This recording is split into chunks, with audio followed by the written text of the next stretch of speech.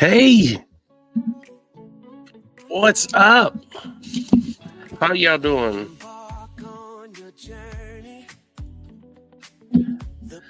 Woo, y'all ready?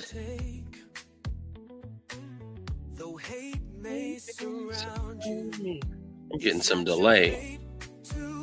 Is it really bad? Can y'all see that delay?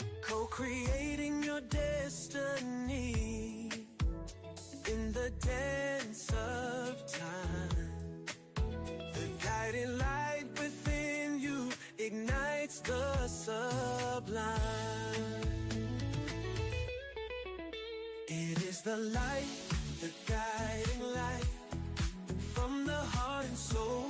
Don't lose control. Hey, Dr. Dorothy. Be the light, shining bright, unlocking potential beyond belief, taking flight in the depths. Miss Holly. The truth resides. Embrace your power. We love you, Miss Deidre.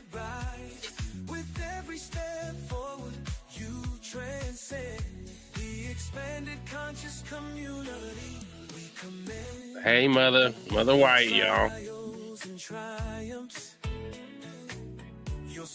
Miss Marie.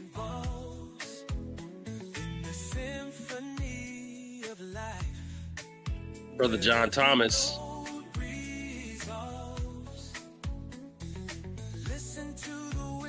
Miss DJ just posted the Patreon. I'll make sure I get that posted.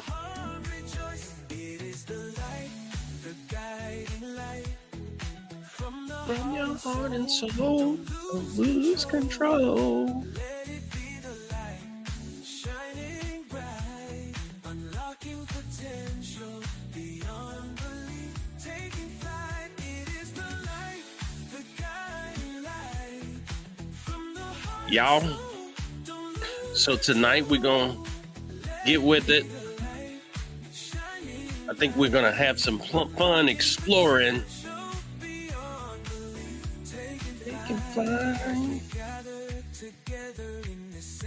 Let's see. Embracing transformation with grace. Life coach Malachi leads the way in unlocking potential. I love it too.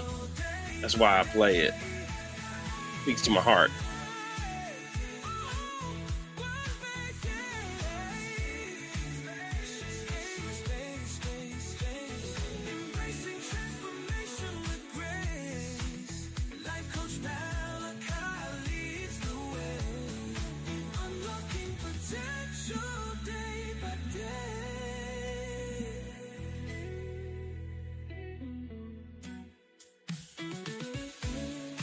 I hope y'all feeling good this evening. We're going to have some fun as we explore and expand our consciousness and get connected, right? We have Brother Cesar with us this evening, and I would like for everyone that's in the sound of my voice to take a deep breath in and release. It's going to be a wonderful time. Wonderful time. You know, I had him on probably roughly a year ago.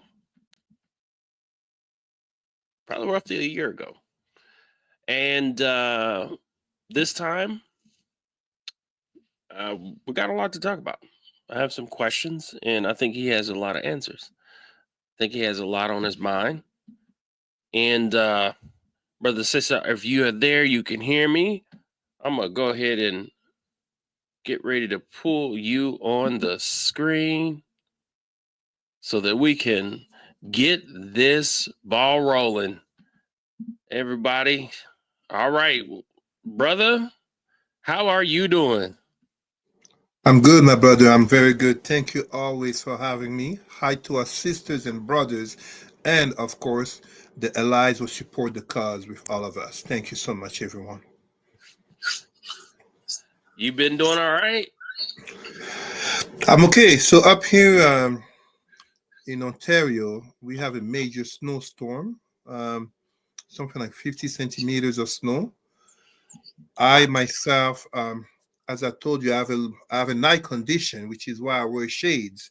It's not just a matter of style, but since a teenager that I had my eyes broken in, so very fortunate that I still can see. But yesterday, my eyes ripped open because my cornea and retina are major cuts, abrasions for life. So I'm here with you. It's such a, like, you never know, not to be in spirituality, you never know what comes next, right?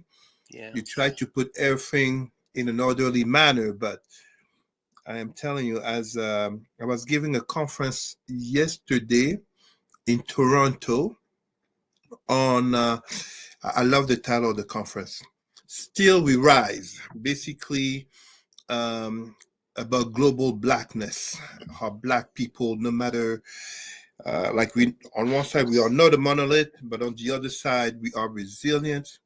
We always strive and survive. So I had the honor of that conference, and unfortunately, in the morning, my eye ripped open, but I had to do it. It's for the people. It's beyond for me. So that was yesterday morning, and then after that, it was all medical attention to my eyes.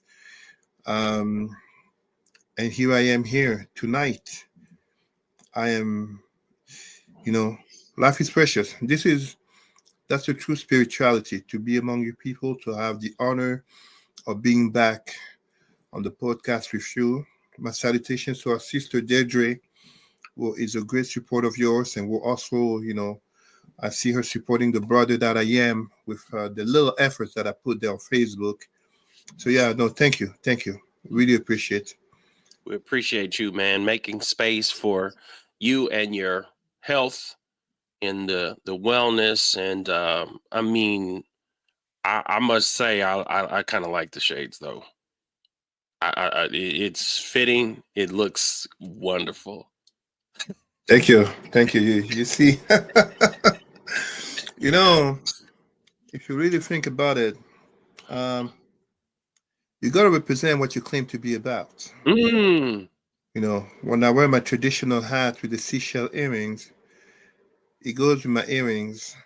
It's my ethnicity. I'm a Sawa of Cameroon. That is our symbol. Mm. Uh, when people when people see the reversion to Kemet, ancient pharaonic Black Egypt, the honor of having been invited there by the Egyptian government is minuscule to the fact that I must remind people and help people understand that it was a Black civilization, no matter how even National Geographic will try to paint it as a very small part. But there are more and more, even white archaeologists, white historians who are being honest about it.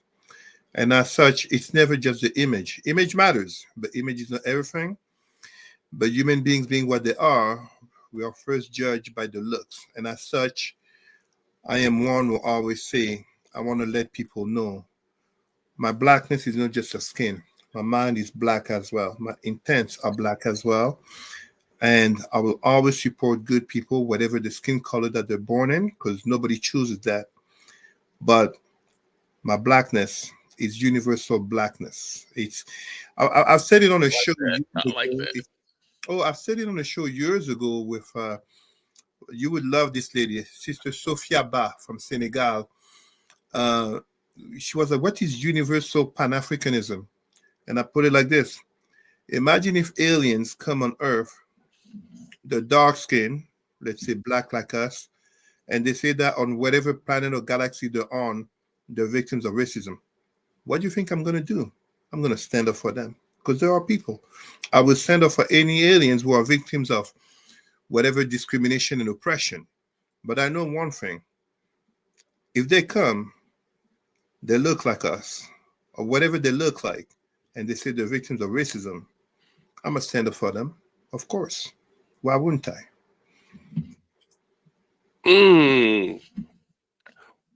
What is it that draws you to this so deeply? Well, I can give an easy answer in saying such as the heroes behind me, such as we see, my 3-year-old daughter, by the way, she knows all the names. Brother MLK, Brother X, Nelson Mandela, Madiba, Bob Marley, she says Marley, and Barack Obama. But the real cliche answer is that it starts young. When I tell our brothers and sisters to really pay attention to how they raise their children, I remember my father taking me. So I grew up in France. I'm born in Cameroon, but I grew up in France since kindergarten. And my summer vacations were in Canada and the US in elementary school. Mm. I remember on one trip, I will say I was 8 years old, maybe 9. My father took me to the United Nations in New York. And I remember what he said. He talked about how, so before I say what he said, you have to understand my father was a professor of political sciences in France, a university. So I was 8 or 9 years old, and my father would force me to read books such as Plato, The Republic, read about the French Revolution. My father taught me French at the age of 7 in 2 months. So he really pushed my intellect. But this trip at 8 or 9 years old in New York City at the United Nations, I remember something he had said, which was to never forget the structure, the systems of power that have brought the rise and domination of some and that have caused the fall and oppression of others.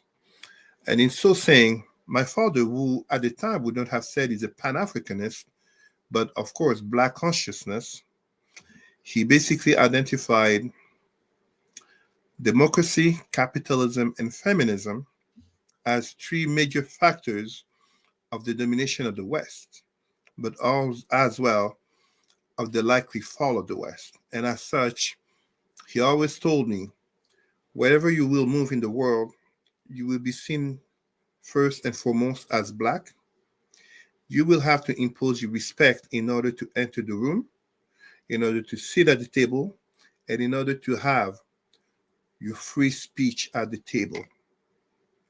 Because whatever you do, your Blackness in the world that we live in today, it wasn't always such. I can go into historical details and explain the construction, but it wasn't always such. But as my father said, in this time that we live in, the social constructs make it that you will be seen and foremost as Black. And then ultimately, what truly switched me, the Nation of Islam had tried to recruit me, which to my father was categoric no, because as my father put it, well, for one, it would be quite odd for you, who already has an African name and you know the ancestors and your roots, to change your name to an X. But also, and this may be controversial in some Black circles, my father was always saying, you cannot join a group that contributed to the death of Brother Malcolm X. That cannot be allowed.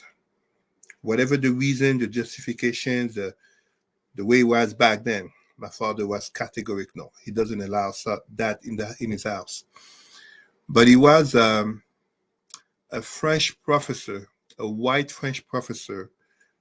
I wish he was still alive because he's dead. Professor François Xavier Verschave. This white man, I'm just looking to my left because I have his book here. I would have showed you his book. It's somewhere here. Allow me, I will show you the book.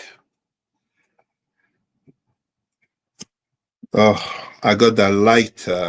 Okay, I'm good. I can see that on the right. Yes. Okay, gotcha. Professor François Xavier Verschave. Professor Okay. François Xavier Verschave. Perfect, He right wrote there. this book, La France-Afrique. This is a book written by a white man a university professor who basically went in details regarding the history, the political and military and economic history of France in relation to its former African colonies. I didn't need a white person in order to become a Pan Africanist. That would be ridiculous to claim that. When we have Cheikh Anta Diop, Frantz Fanon, Marcus Garvey, Malcolm X, etc.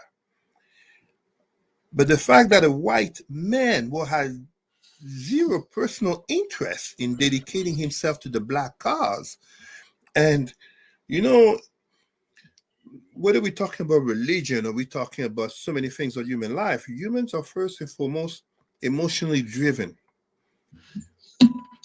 This book, in its intellectualism, in its data driven approach and detail oriented narratives, factually, that was the final straw for me in terms of recognizing that I am a Pan Africanist. Because this is a white man who was a Pan Africanist. So for me, when I look at the breadth of my experiences, and please, I don't want anyone to get it the wrong way. As a black person, notably a black man, absolutely, I've been a victim of racism. I've had the unfortunate experience of having police pull guns to my head, claiming that a black man who drove a white Cadillac like mine committed a murder in downtown Montreal 2 days before. This was in 2009. I leave the airport having dropped off my fiance, my ex-fiance, and I get pulled over in downtown Montreal. So I've had that experience. Police pulling guns, dogs in my car, me thinking they're gonna plant drugs. I never had alcohol, weed, or cigarettes, but suddenly I'm about to be framed. But at the same time, I've had some amazing experiences by people of all colors. I've been well treated. I've had the type of amazing experiences that I wish every black person could have, not because of the color of the skin, but because of the content of the character. But I do know and I realize, just as I'm saying, the very place of privilege where I come from, notably through my parents and the experiences that I've had. So you see, for as far as I remember, I was the only black kid in my school in France. But every September, when I go back for school, I was the one who had stories from Canada, USA, and in the 80s in France. That was like, how privileged is this kid? So that's very much what drives me, creating a better world for our people, not just my daughter, not just my nieces, nephews, etc., for all of our people, because in social work there is an expression in North America: if you can create a better world for the indigenous and black child, guess what happens? Even the white child ends up living in a better world. They just don't know it. The black child from an early age understands the difference due to the skin color and the messages society sends to them. My daughter is already black conscious. My my 3 year old, we say affirmations. I'm intelligent. I'm beautiful. I'm brave. I'm black and proud. I'm Zaza and I love me. She's been saying that since she's 2 years old. It's important. So that's what drives me, because I I've had some great stories of privilege. I've been honored. What, in 2 months I'm going back to the United Nations, representing this country of Canada that notably has saved my eyesight. But it shouldn't be about Cesar. I mean nothing. It should be that any person, whatever the skin color, but especially because they're black, can say that they've had these experiences, not just based on their efforts, but also because there were no barriers in a systemic manner for them to be able to experiment them. You see what I mean? Mm-hmm. And yet we live in a time when privilege has never been so apparent as, and I know we will talk about it in a moment, we have a man, aka Orange Man, aka number 47, who attacks DEI, and yet he's the most unqualified person to occupy the position.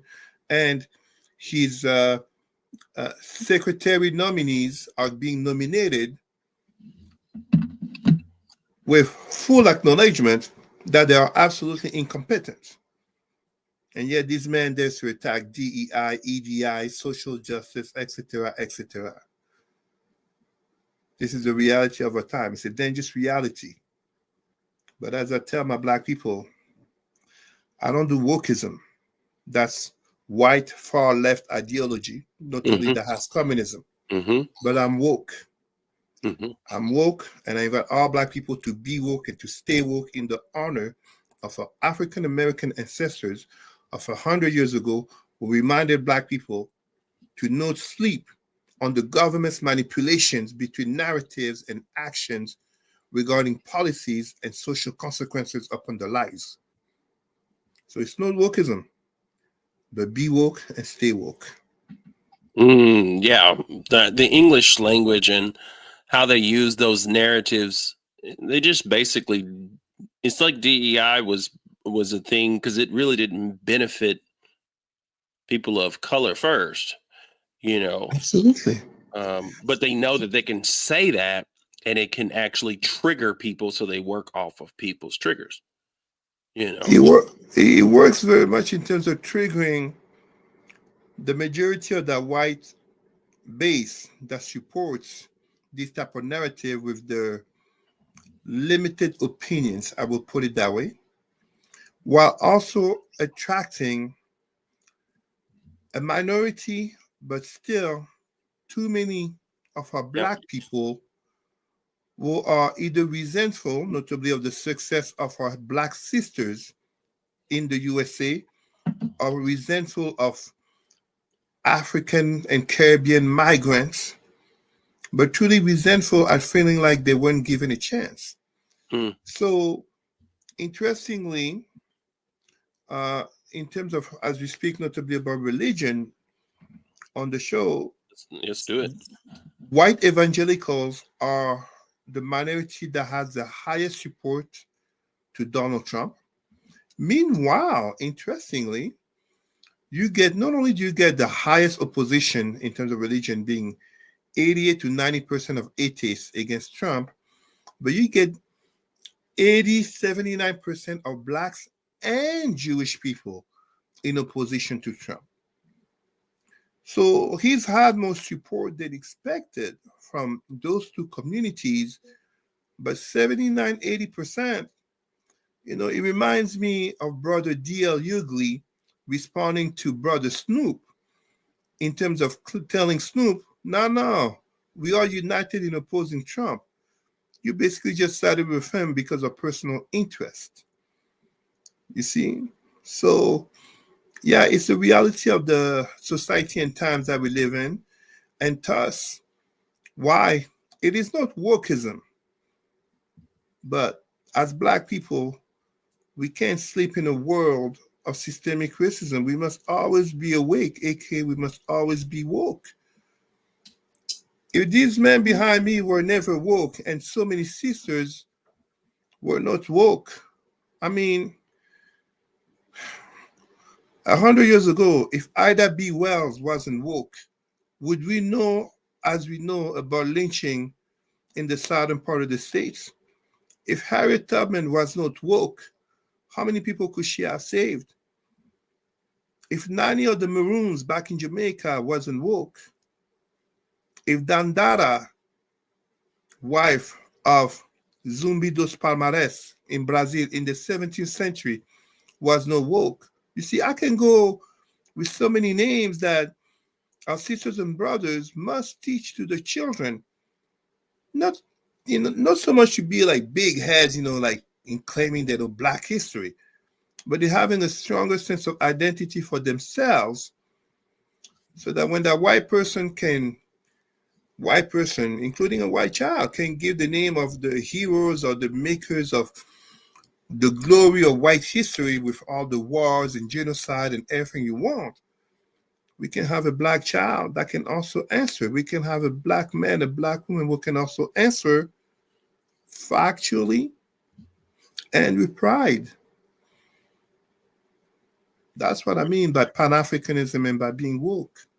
I'm kind of getting it when you looking at Pan-Africanism, not necessarily as spirituality, but, and when you say, to me, I had a talk on woke and how once we, it's like the English language has a way where the energy behind it, the understanding, and how they can take something or a concept, because wokeism includes a whole bunch of other stuff.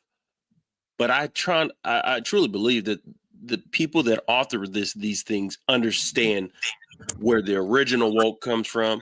They understand where affirmative action and giving somebody a job and acting like it's going to give someone of color a job, and they just working on things that are deeply seated and rooted within systemic racism. But one of the things that we come from, especially in my community, is we come from this we come from especially a lot of spiritual experiences. A lot of people are formerly coming from Pentecostalism, and they've deconstructed or deconstructing their understanding of that. Now we're getting into deconstructing reality, deconstructing, decolonizing, which is part of the deconstructing our reality, because it's like one of the most, I would say, one of the most interesting things about Trump is the fact that he has a deep-seated, long mental illness, but he's got money. Just like, let's say, Kanye West, he's got a deep-seated mental illness of most likely autism and some form of bipolar, or but these people, that's what makes them arrive to where they become super creative and super good, but then all of a sudden they can output this behavior and nobody's there to be like, you're wrong. And so they can use their money and their power and position. And I bring that up and say that with Trump, because of the fact that he's 79 years old and he's operating. I know a lot of people in this age bracket, and you're just not going to be the same person at 79 that you were at 69 or 59, And so his narcissism is something that plays out. But they use a lot of these things they're using to play up on the individual people, and Christian nationalism and Christianity is one of the big things, and that I think that gets a lot of Black Americans, African Americans, in the sense that was something that was given to them. It's like I still feel like there's still a lot of repercussions of the grand experiment of America. And I was watching Roland Martin with Patrick David, and he was like, you've had 50, he's from Iran, and he's talking about we had 50 years to make a difference. And they don't want to include the understanding of systemic racism. They don't want to include the understanding that it really wasn't that long ago in terms of when you look at civil rights. And then if you look at slavery as a whole, when you take the totality of everything that we're experiencing. And so what I do is, here we talk about expanding our consciousness and going beyond our belief and rethinking, right? Being able to ask these mystical questions like, and not it be like some deep conspiracy. It's like, no, like Kemet is not a deep conspiracy, right?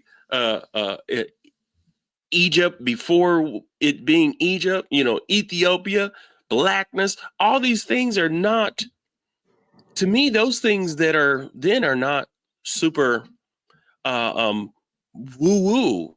What's getting crazy to me, brother, is finding out all of the American history that was performed by Black people, like George Washington Carver having such a tight relationship with Henry Ford. So the things that are really, I think, important in this moment is that, and the greatest thing that can ever happen, right? He's going to uncover a lot of stuff, but then he's going to uncover a lot of stuff that goes along with their party too.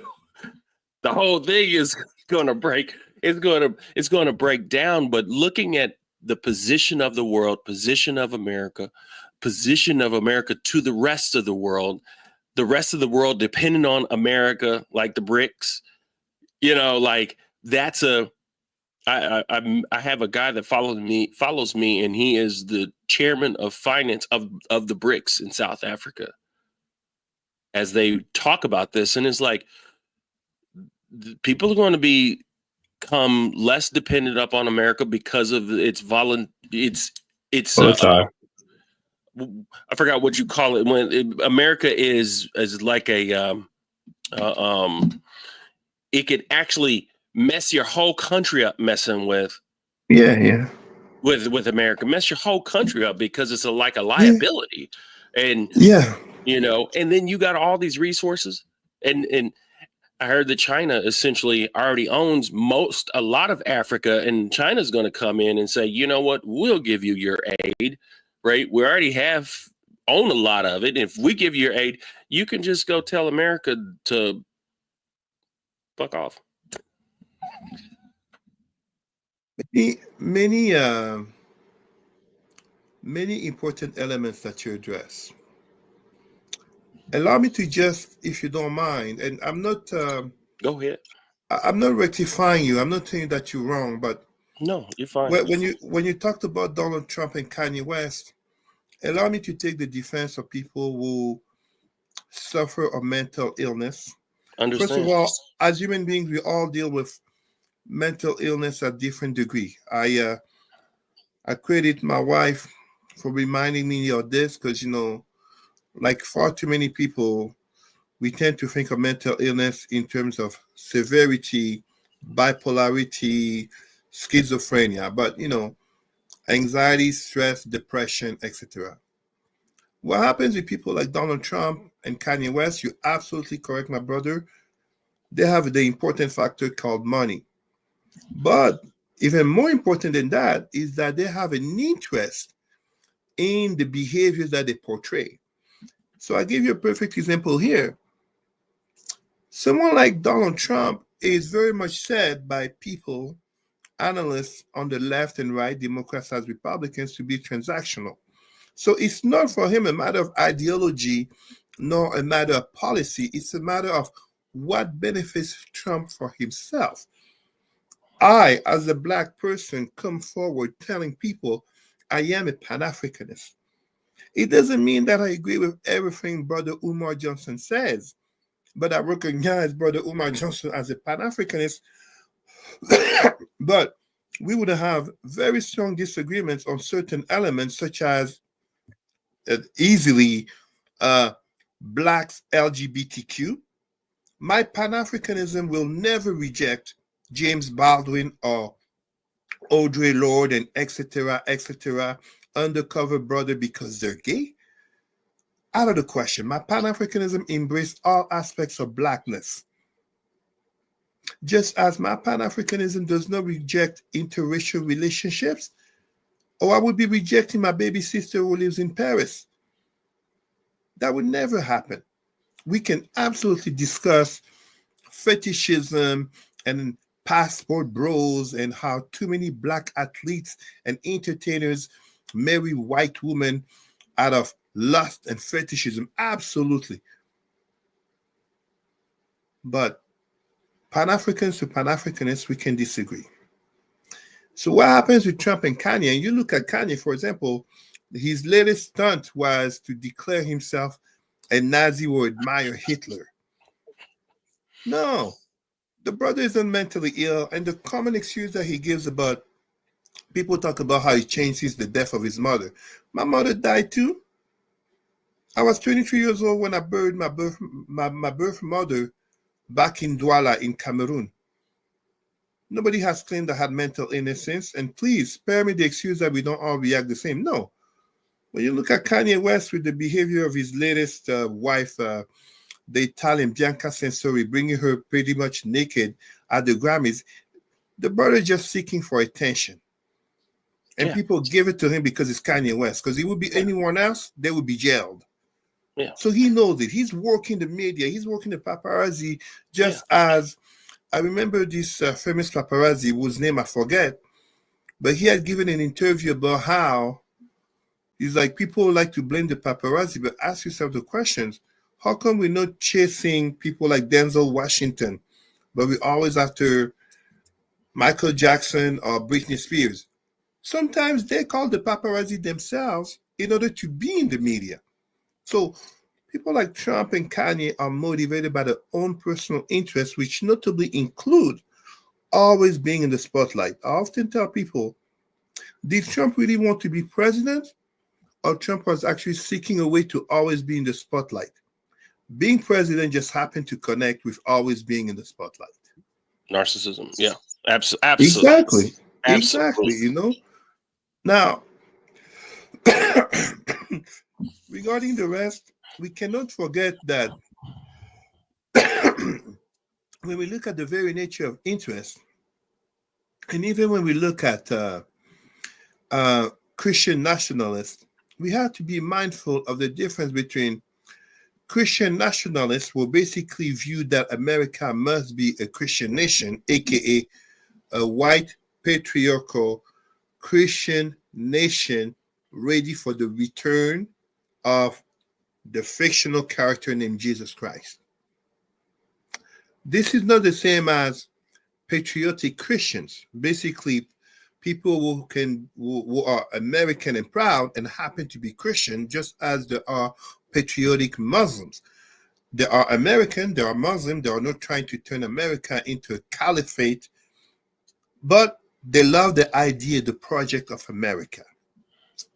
These Christian nationalists are a danger to the soul of America. But let us be honest in this conversation, and notably when people talk about Trump having an administration that has so many billionaires, starting with Elon Musk, and they're so greedy, personal interests, and look at what Musk is doing with Doge, and look at how the people that he's appointing are so incompetent, etc., etc.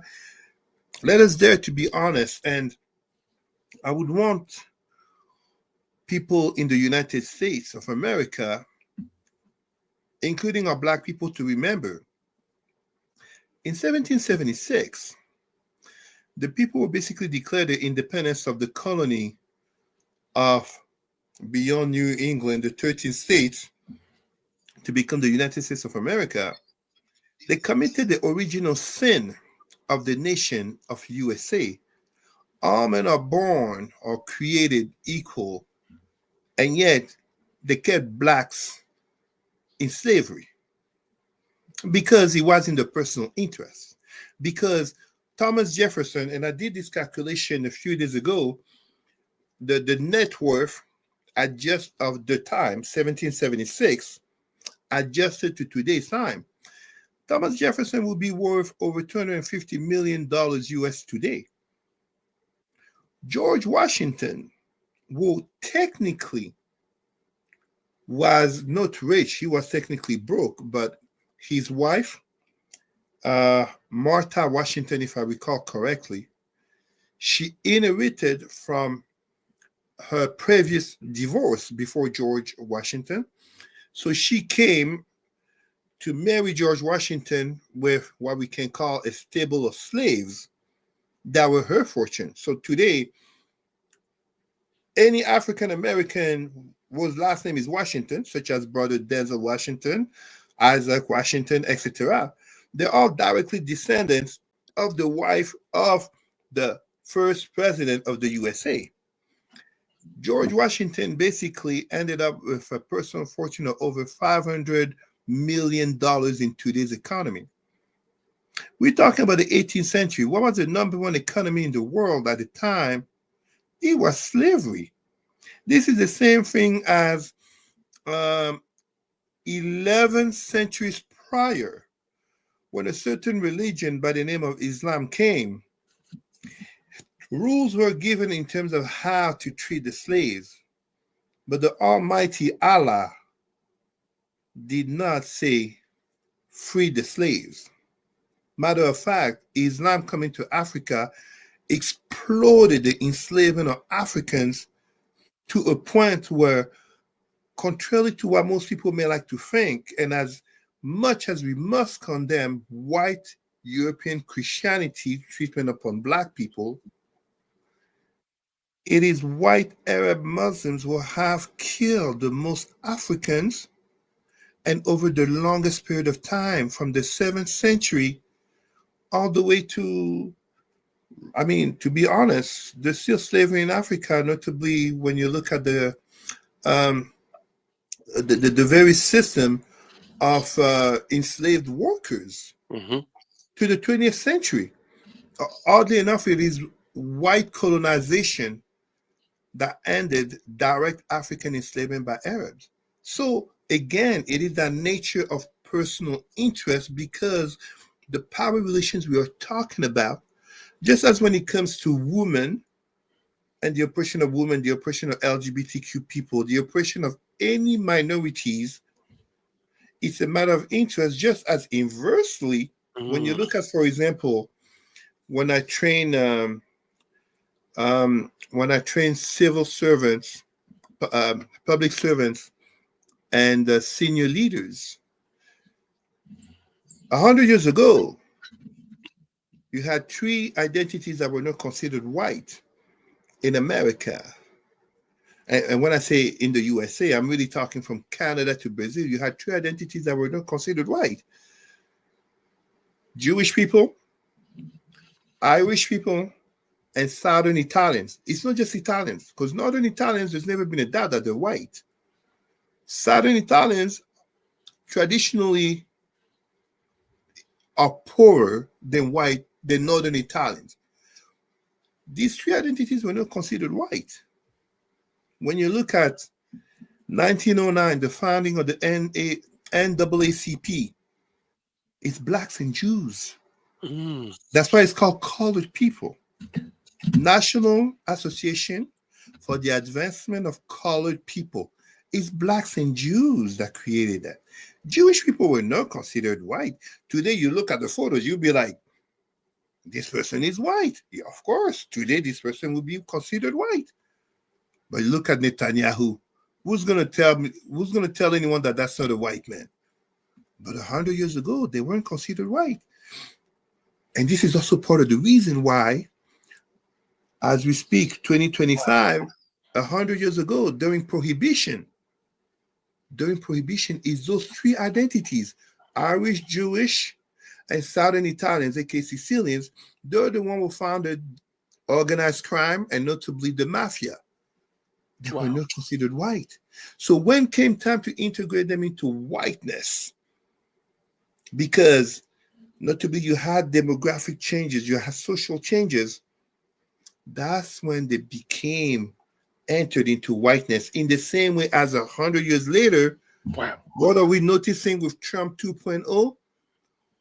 White Latinos, not Latinos, white Latinos such as Marco Rubio are being entered into the fold of whiteness, in the same way as when you look at not Indians, Aryans, aka white Indians, such as a certain Nikki Haley. Because the other brown Indian, aka Vivek Ramaswamy, he got reminded that he's brown. He's not white enough to be part of Dodge. He got kicked to the curb. He got treated, you see what I mean? He got treated as the Southern Indian that he is, aka a black person.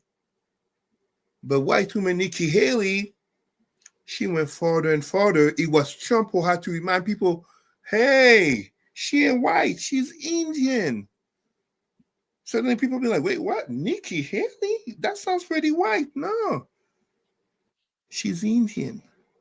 So this is how whiteness manipulates, adjusts in order to always remain at the top. It's a matter of interest. It's a matter of the matrix of dynamics in the maintaining and expansion of domination. That's what it is. And we have all of our systems, notably religion in the Black community, that do the same. They do the same. What happened to the Black church? The Black church is not as militant as it used to be in the 50s and 60s when oppression, aka segregation, was in your face. Nowadays, we get Black pastors who are basically acting a fool. Just like on Assermentation Day, January 20th, a Black pastor had to be the clown in order to asserment Donald Trump. It's a travesty. It's a travesty. A white man will insult Haitians is insulting me. I've never been to Haiti. Oh, I have Haitian friends. I love them. Sac passé. I honor Haitian history. There is no Pan-Africanism without Haiti. There is no Black consciousness that does not involve the name of Haiti, 1804. Even as I can disagree with Tariq Nasheed, even Tariq Nasheed recognized this. That's why he did his production film. There is no Pan-Africanist who can say, I'm Black and proud, I'm Black conscious, and not honor the sacrifice of our sisters and brothers in Haiti. Jean-Jacques Dessalines, Toussaint Louverture, Pétion, Christophe. So, a white person or non-Black person who insults Haitians is just like insulting African Americans, insulting Congolese, insulting Sudanese and Somalis, insulting Senegalese, insulting South Africans, insulting Cameroonians, aka insulting me, as insulting you, as insulting any Afro-Brazilians, Afro-Colombians, Afro, you name it. It's a projection. It's not insulting Haitians, it's insulting Blackness. And yet we get African pastors going to pray for Trump. They're not praying for Trump. They're looking at Trump through a vessel to reach power in the White House. That's what white evangelicals also do.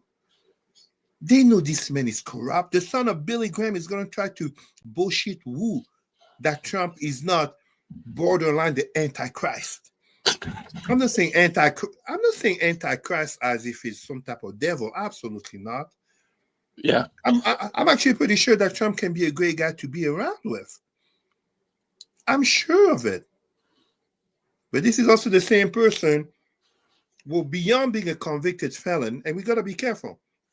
We do have convicted felon in the Black community that we know are simply convicted felon because of the system.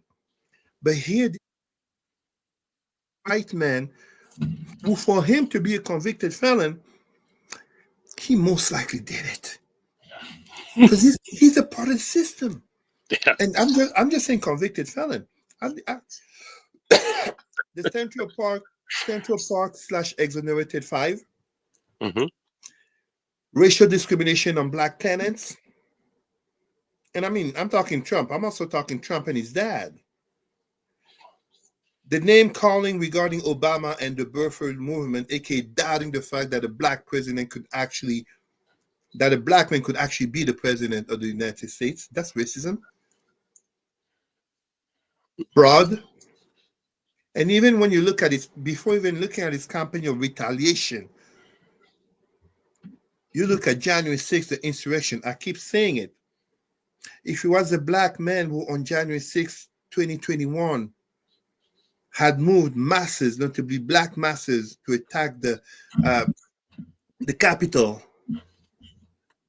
that Black man would have been jailed, but most likely dead on January 6th, if not 7th, and definitely by January 20th, under a new president, aka Joe Biden, he would have been arrested. None of that happened to Trump because he was privileged. And we get black pastors who pretend to be blind to this hypocrisy of the system. The same type of hypocrisy that tried to justify killing Emmett Till in 1955. Meanwhile, no white child can be imagined being killed for looking at a girl or at a woman and winking at her. It's unimaginable. And yet this is the reality in which we live in. And far too many of our brothers and sisters, notably black pastors, in trying to curry favors and to get some little power that they can get through the White House, through Trump, just like white evangelicals, they are prostituting themselves. They are selling the soul. They are betraying the ancestors. That is unforgivable. It's unforgivable. Black pastors praying for Trump. Show me those Jewish rabbis praying for Hitler. Mm. I dare to say it. I don't even see any Jews up there right now with him, technically. I mean, like a rabbi. Yeah. Oh no, don't get twisted. There are will support him. There are will support him, notably Israel, as they're trying to turn Israel into how do you call that? An ethno-theocratic state. Ethno, so Jewish, theocratic Jewish state, which also means it would no longer be a democracy. A state for the Jewish people, notably in terms of religion. Don't get me wrong. I am not against it. It is not for me, as a black man, non-Jewish person, to tell Jewish people what they should do about the state. That is not what I'm talking about. But let us dare to be honest. Such a state would be just like Iran and Saudi Arabia. No hypocrisy here. It wouldn't be a democratic state. But it is in line with what Trump and the white evangelicals, aka Christian nationalists, are trying to do with America, aka make America great again, make America Christian again. As if America has ever truly been Christian, when from the very founding in 1776, all men are born or created equal, but the blacks are staying in the field, aka inequality was born with America. From the very Constitution. The 14th Amendment did not come on day one. It came after a bloody civil war.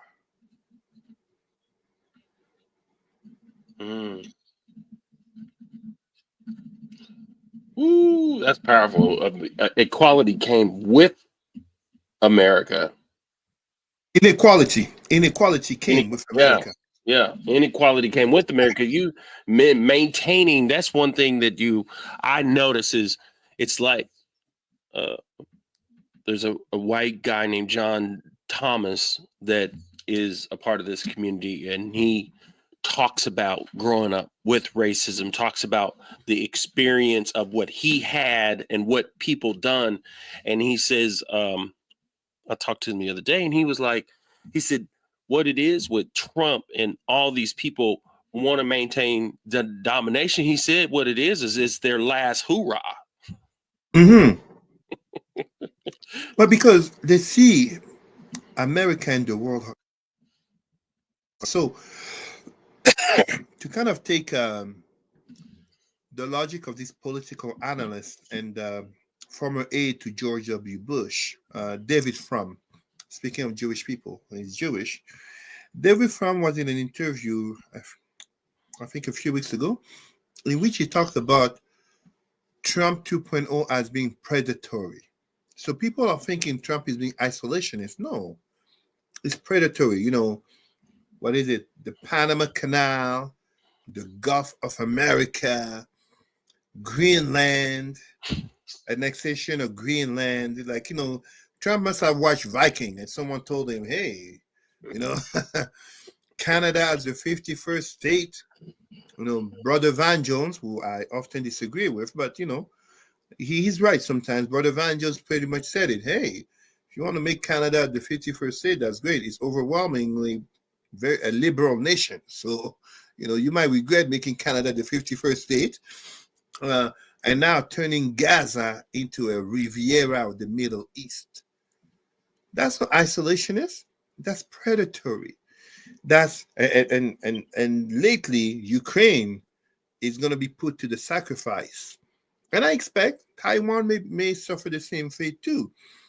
What's happening right now is simply that you are looking at, as David Frum was saying, Trump 2.0 is being predatory, but predatory in what sense? When America was founded, America was predatory. The 13 original states first, they got lucky. They got lucky because a certain Napoleon Bonaparte in France needed to finance his war against England and Russia, pretty much. And as such, he sold New France. New France today, people are thinking, many Americans, as an expression in the world, and this, I mean this as no insult, is that Americans are pretty dumb in geography and history until there's a war. Right. So today, you look at Louisiana. Louisiana is a very small state, but the reality is that the territory of New France, like right now, Brother Malaki, you could be speaking French. Right. The territory of New France was actually 1/3 of the United States. It was the center. So they got lucky that Napoleon, in wanting to finance his continuous wars in Europe, sold New France. And from there came that, America, the city on the hill, the American unique destiny of expanding to the West, basically a colonial empire. You know what other great nation is a colonial empire within its own continent? Russia. That's how Russia expanded. Russia did not accidentally become the largest country in the world. It expanded where America expanded further west, right? Russia expanded further east. That's how it happened. And from there, you get the Monroe Doctrine. So it's the same thing. It's predatory. So that's what Trump is doing now. But he speaks to the soul of a nation. He speaks to the character of a nation, and he speaks to the people themselves, aka many people will say this is not what they elected Trump for. People elected Trump to lower the price of eggs, Right. of gas. Yeah. Sure. But if in doing so, you hear me having like a warlike language, making America great again, it means it was great before. But when was this before? What is the before you're referring to? Because we know with Trump, he is not referring to the 1960s of civil rights movement. So he must be talking about before the 60s.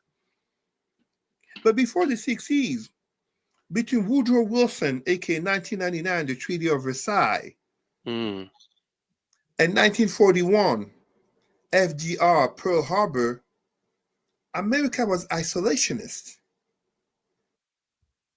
And yet Trump is very much a man of the world. Trump has interests around the world. Likely not in Africa, as we can imagine why. But Trump has interests around the world. When he put back in, I think it was in 2017 or something, when he had put the Muslim ban, it was relatively a Muslim ban because he loves the Saudis. They're his buddies. They're rich. They're the rich Muslims. So we must, as people, notably as Black people, who are not the first concern of Trump. Like he'll go to Brooklyn during his campaign to be elected, and you will have Black people going there to applaud him. What happened to the brain to forget this is the same man who was calling for the death sentence on the Central Park / exonerated 5? Everything is a matter of interest, personal gains, calculations. That's all it is. So For us, we must also do our own calculations in regard to our community. But our community, like I was saying, when you are insulting Haitians, it's like you're insulting African Americans, Afro Brazilians, Congolese, etc., etc. Therefore, you're insulting me as well. That's why I'm a Pan Africanist. That's why I'm woke. As Brother Malcolm X said, Africa cannot be respected as long as the black man and woman and child is disrespected. And inversely, the black man, woman, and child cannot be respected as long as Africa is disrespected. Mm. Absolutely. Mm.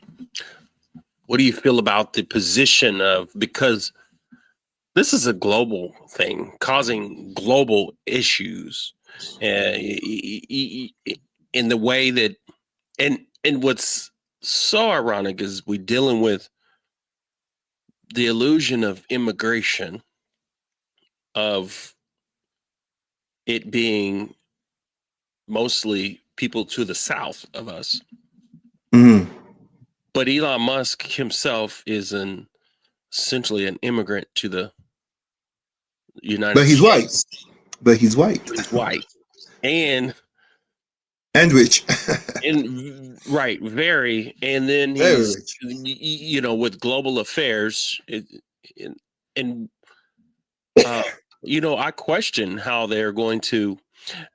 I know the way they want things to go and feel like things will go, Mhm. especially with everyone behind closed doors, kind of doing the bidding, kind of like moving things along.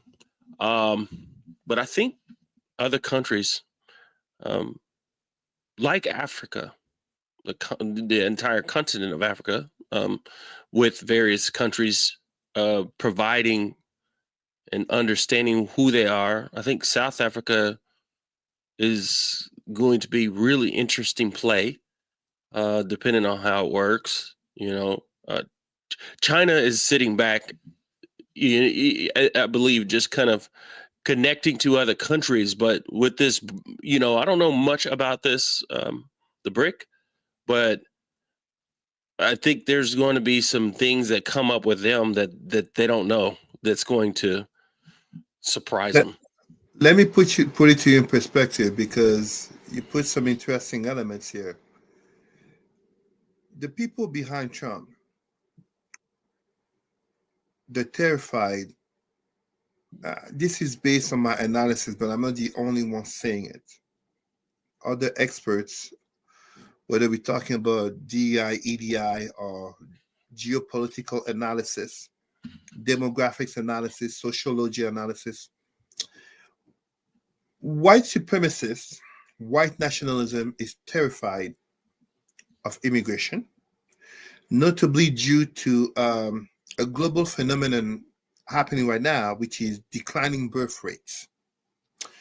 For those who do not know this, a population needs a birth rate of 2.1/2.2 child per woman in order to regenerate itself, aka in order for population increase. And when you put it in macro concepts, so micro, a woman, aka any woman giving birth to a child. Macro concept, you need a population regeneration in order, notably for the young, to be able to work and pay taxes in order to sustain the elderly. It's basically a very simplified version of the macroeconomics and taxation system of societies right now. But white people are not having children. The biggest population boom, growth, we should even say, is happening in Africa, where in some countries, notably Niger, Congo, you have a birth rate of 7.2 children per woman. Now, it is bound to lower, but lower in what sense?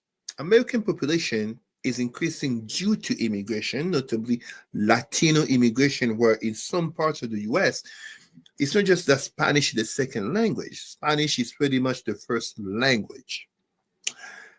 white demographics, we are in 2025. It is estimated, by that by 2050, whites will have become a minority in the United States. Minority in the sense of being lower than 50%, aka non-whites will be in majority. Look at the contrast between right now Trump's administration in terms of skin color versus Joe Biden and Barack Obama. It's a very white administration. There is an implicit but truly explicit message that is sent there. Mm-hmm. At the same time, shifting dynamics, as you were talking about the BRICS, shifting dynamics in the sense that what? When you have white supremacists who are notably fearful of immigration, and they have in the psyche the fear of the revenge of the colonized and the enslaved, aka the descendant of those that they conquered, we want to take revenge upon them. In Europe, they notably started talking. The French philosopher René Camus brought forth the notion of le grand remplacement, the great replacement, which people like Trump and Musk have espoused. You get this fear that becomes combined with the fact that the reactions, the shifting dynamics, so that are happening, notably in BRICS countries, creates a realignment. South Africa recently, I'm talking, recently, 2025, passing a law in terms of land expropriation of whites, which creates a domino effect in terms of America under Trump, inviting whites to immigrate to the USA, which becomes a bit of an issue because technically the land expropriation are not happening because they're white. They are conditioned to the land expropriation. But indeed, under our brother, notably Julius Malema, a Pan-Africanist brother of the economic freedom fighters in South Africa, you have a growing consciousness of the contradiction of a land that liberated itself from apartheid and yet still greatly dominated economically by the descendants of the colonizers, aka Dutch and British. It is a correction of justice that's happening, which Trump and his cronies are seizing on as an appeal of whiteness, Mm. kind of as they did from Canada to Brazil under the policy in Brazil, they call it blanqueamento. The policy whitening the demographics, bringing in selected, chosen white migrants in order to increase the white population so that you can keep the land white. This happened notably in Argentina and Brazil at the great cost of Black people. But it also happened in Canada and the United States. Just as we saw very recently, the very differential treatment that migrants and refugees get depending on where they come in the world. Meanwhile, if they come from Ukraine, they get the red carpet of immigration services, aka immigration and settlement services do work. The question is, where do you come from? Mm. And where do you come from, starting with versus. So when you look at this type of realignment, which is pushing nations such as Canada to start to think about becoming less dependent on the USA, notably in economics, as America becomes more volatile, aka more transactional. Mm-hmm. You can't just take America as an ally for certainty. Canada to become less economically dependent, the European Union to start to understand that NATO, they need to increase the military spending in order to defend themselves more from notably from Russia's interests. And FYI, Vladimir Putin's Russia is not about recreating the USSR, but it's about recreating the Molotov monarchy. the territories of Imperial Russia, not the territories of the Soviets, but of Imperial Russia. That's where Ukraine falls in. And when you look at other places such as China, it's a transaction in which head to head, Xi Jinping is the one that Donald Trump looks up to Xi Jinping, the power that he has. The second Mao, since Mao, no Chinese leader had the power that Xi Jinping has. But Xi Jinping has a rich China, which Mao didn't have. Mhm. Xi Jinping has a truly nuclear China. Mao had the beginning of a nuclear China. Xi Jinping has the type of technology that is enslaving the minds and indoctrinating so many Americans, notably through TikTok, and lately, what is it again? DeepSeek, causing havoc into the stock market of AI and technological companies, aka, is China ahead of us? Who will be the first to get to Mars? In that kind of logic and confrontations, I mean, Taiwan may have the semiconductors, but Trump is looking at it as Taiwan and semiconductors versus Xi Jinping and a closer friendship. And you look at other countries such as Brazil. Brazil is autosufficient. Brazil is a country continent, and the Brazil that we have today of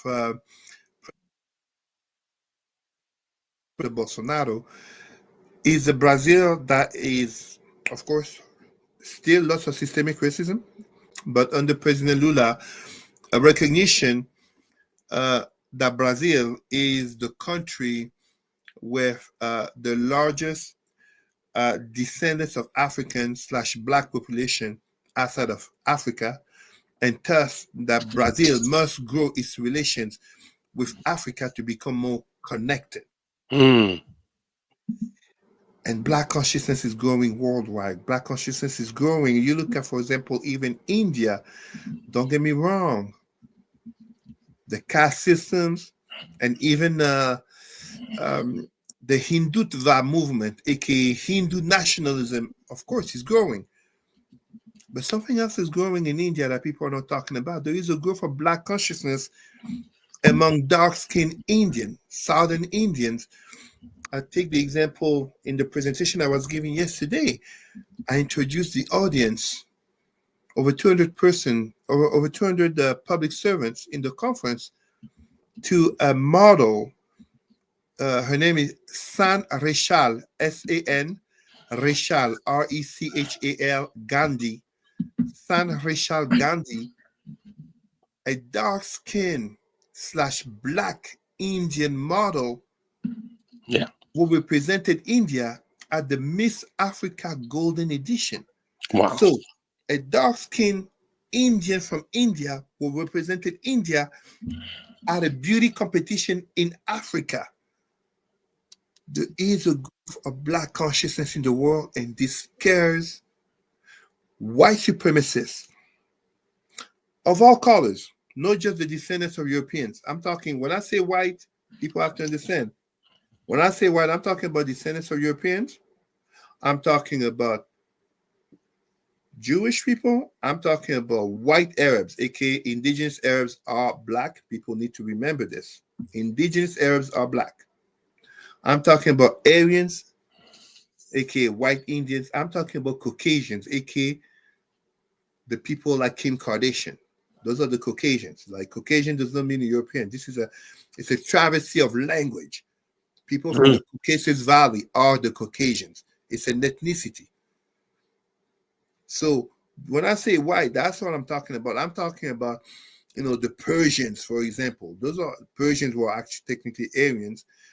That's what I'm talking about. It scares them because, we are often called a minority. Nah, we are the global majority.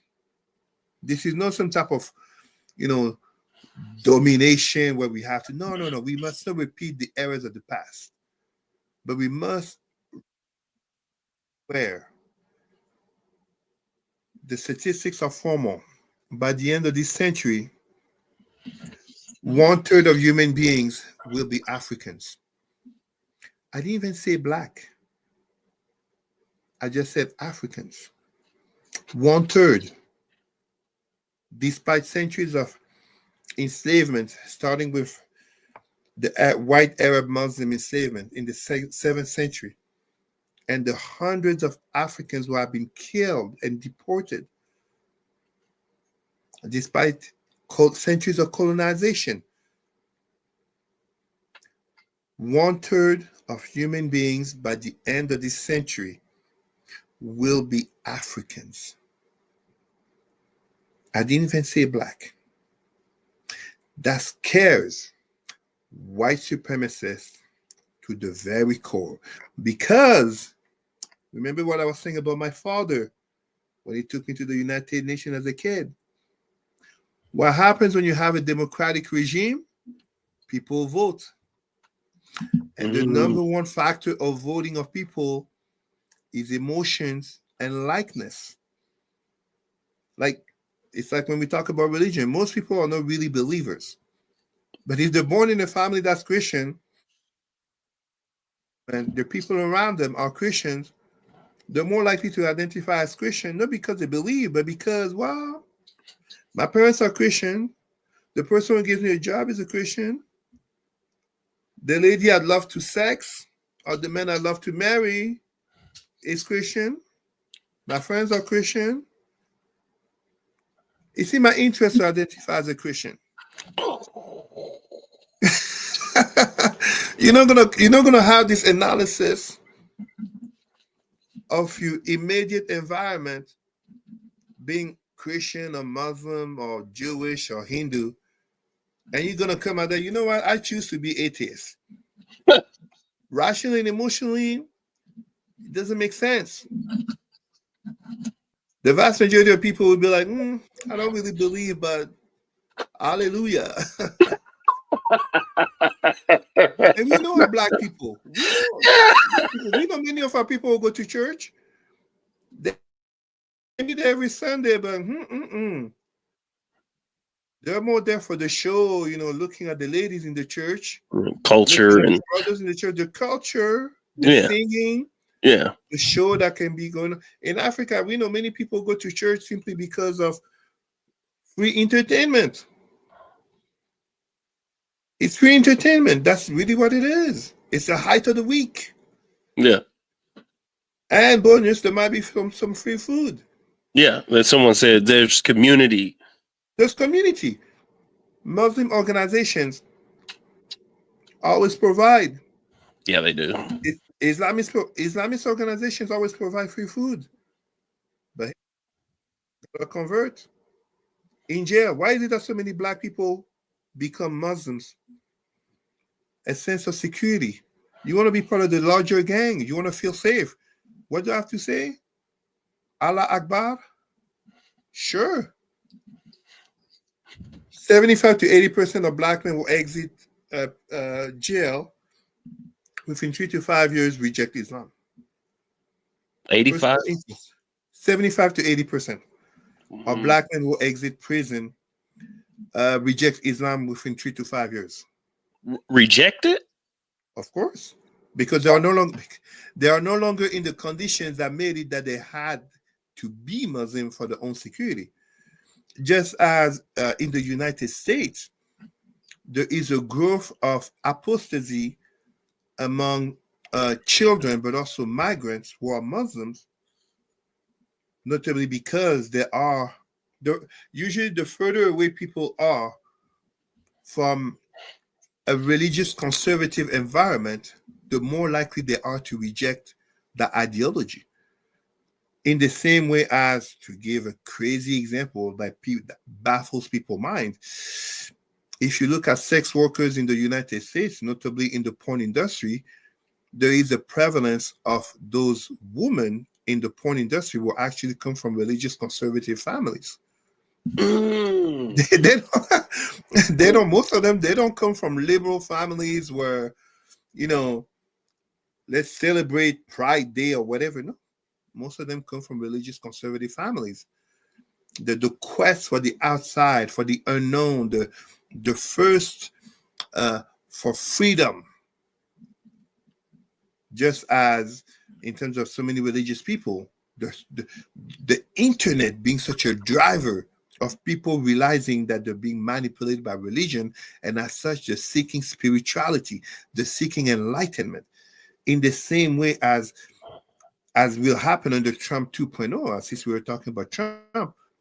For many people, it's not whatever crazy thing Donald Trump said that will wake them up. It will be, the price of eggs is not going down.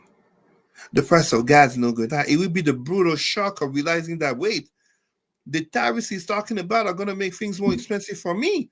Shoot, why did I vote for this guy again? They're the Personal ones that's getting the services. Personal interest, emotions, a sense of community. When you start looking at the people who look like you are not benefiting from this person that you have put in power, suddenly you start thinking twice. You start being like, maybe I made the wrong choice. They've been tricking white people for years that way. Absolutely. But majority of white people keep falling for it. I'm saying majority because let us admire, not admire. Admire is the wrong word. Acknowledge. Let us acknowledge those whites will wake up to the reality of the system. Yes. Like it's imprisoning them. In political sciences, there is a concept that asks, why do Kansas keep voting Republicans? Meanwhile, Republicans keep literally screwing up whites in Kansas to vote against their own self-interest. Well, the answer is very simple. Because the Republican Party, and I'm talking about the switch of the Republican Party following transition of JFK to LBJ in the 60s, the trick to Republican, but to the conservative parties worldwide in the Western world, is to make white people think and believe the worst thing to the reality would be to be treated as a black person or a Muslim or Jewish person. It's the same as when you look at gender dynamics. The biggest fear of boys and men is not so much a defeat. Like you, Brother Malaki, and me, Cesar, we are both men. In the psyche, the construction of the male psyche, we can fight, me and you, for honor, for family, for a job.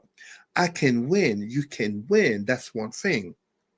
But to think that our loss would make us be seen as women, the association to you as a woman is seen as worse than a defeat by a man that you hold as honorable. Yeah. So it is that kind of mind play of the otherness. The otherness, if you're white, imagine being black. So they know what they're doing.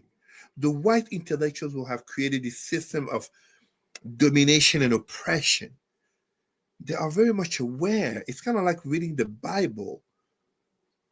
The greatest advantage the Bible has over psychology is that the Bible was written 5,000 years before the field of psychology. So it can manipulate the mind in terms of control of the masses and leading them like the shepherd leading the sheep. Meanwhile, the sheep is convinced his greatest enemy is the wolf at the gate, but not realizing that most of the sheep end up on the plate of the shepherd and his family. You are trusting those who will eat you. Wow, they keep pointing to you, the wolf at the gate, aka the black people, the immigrants, the LGBTQ, the transgenders, the Muslims, the aliens, the Make America Great Again because DI is such a terrible thing. AKA, if you're a white man, no, it's not that you're incompetent, which you likely are. Not because you're white, not because you're a man, but maybe because of you as an individual, you're incompetent. But no, it's because of DI. Because look at that black woman, she got the job. That black woman had to work hard to get that job. But no, it's because she's a black woman. It's because this is a black man. It's because this person is gay. Look at what happened with affirmative action in university enrollments by those Asian, Chinese Americans. The studies have revealed that their enrollment has gone down. Black enrollment has not gone down. So the same people who fought to end affirmative actions are the ones who are paying a higher price. What a beautiful slap in the face. What a beautiful slap in the face. Just like DEI, they're going to find out. They're going to find out. They're finding out, and they're going to find out more that, and here's the thing. Black people have been through things, and we're going to have to do our part. And it's almost like the things that were put in place based on the fact that corporations and companies with DEI just wanted to put something in place because of George Floyd. And the whole thing that is coming out is you're destroying it because you're blaming black and brown people, essentially black, but we're not the ones that benefit. So it's kind of good. It's probably not the worst disruption because of the fact that you're going to find out that family medical leave or having the ability to breastfeed your baby or all these various benefits, that's typically that's the typical MO. You have civil rights, and there's some things that help with black people, but there's a whole bunch of other people that starts truly benefiting. And so now I think that's one thing about me with understanding expanded consciousness and spirituality is the fact that in ancestors and us being able to tap in, tune in, and go to our higher self, because I've shown this guy, his name is Dr. Jeffrey Kripal. He's a professor of religion and something else in Rice University, but he gets into paranormal. He gets into a lot of, he's more of what I call is a mystic or metaphysician. And so therefore he's open, to things, and one of the things he talked about divination. He talked last week, I think I showed it, and he talks about the greatness of blackness and what the world needs to do to integrate or to see that for what it is and the greatness of what it is and how that could actually benefit the world. Mm-hmm. And my thing is for us to, we talk about woke, and woke for me is a terminology of one level of consciousness, right? But there's when we start getting into understanding things where we start talking about the quantum realm, we talk about quantum physics, and what's happening is now we're realizing, and some of this is things that science is kind of matching now, that you can go to the Kemet and you can go to some of the Dungon people, right? And the Dogon people, yeah.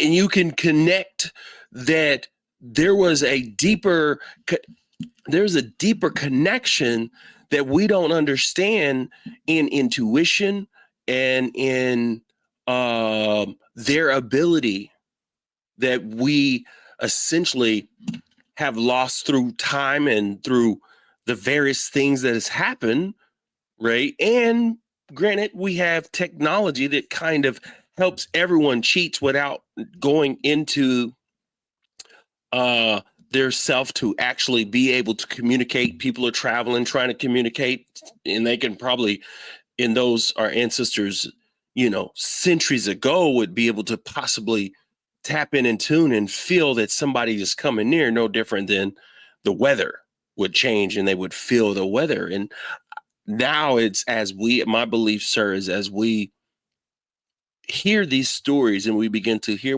things like you're saying, we begin to hear the truth and hear different truths. And what happens is now we can also start hearing truth in understanding who we are. And that's why I'm a big proponent in people deconstructing their faith and ultimately decolonizing along with that. But it takes bravery. Oh, And most people, you see, when I was saying the affirmations to my daughter, my wife and I added for her to say, I am brave, because it takes bravery. It took bravery to Brother Malcolm Luther King to become the king. It took bravery to Brother Malcolm X to be Malcolm. Even as we can disagree, there's no Barack Obama without bravery, just as there's no Nelson Mandela, Harriet Tubman, etc., etc., etc., without bravery. Mm. There is no me in the speech that I say. And for those who have any doubts, I speak the same as I'm speaking with you, Brother Malachi. That's the same way that I speak with public servants and senior leaders and in conferences. This is not some between us black people, let me switch talk and, speak my real truth. But when I'm there with white people, I'm like, hey, howdy. No. I don't play that game. And I'm very honest about it. Those who know me would tell you, like, my keynote speech at the Black Lives Matter protest in 2020 in June in front of 10,000 people is available online. And every professional, they saw it. That's me. But let me surprise you here. It is not so much that we have lost that metaphysical / spiritual connection. It's not exactly that. So, Right. in honoring the shirt, the sweater that I'm wearing, the hoodie that I'm wearing, 5,000 years ago, when our ancestors in Kemet built the pyramids, such as Cheops, the pyramids are connected to where in the sky were aligned the stars of Sirius. Sorry, I might be confused right now because I'm thinking Sirius, maybe it's Orion. But they were aligned to where 5,000 years ago were the stars, and as such, notably Polaris, the northern star, the same northern star that Harriet Tubman was following in the freeing of slaves from the South up to Canada in the North. Powerful. We didn't lose it. It's still in us in the same way as when I talk about being woke. Sure, we're talking about Donald Trump, but whether this is a 2-year trend until the midterms or 4 years, and who knows, Trump might want to get a third term and do a January 6th 2.0. One thing that doesn't change is the evolution of our people, and in such, being woke and even the term DEI, EDI has to expand into the future for our children as we talk about artificial intelligence, climate change and the environment, and soon the colonization of Mars. Our survival as human beings. So I believe in nothing. I don't believe in God and religions. I don't believe in friendship and love. I know Brother Malachi is my brother because he has shown concrete actions where I can tell people, this brother has shown me love. He has reached out to me. I'm on his show. He has given me the mic and he has given me an exposure to connect with an entire audience I knew nothing about. That's love. That's not a sentiment, that's concrete action. Same as my wife.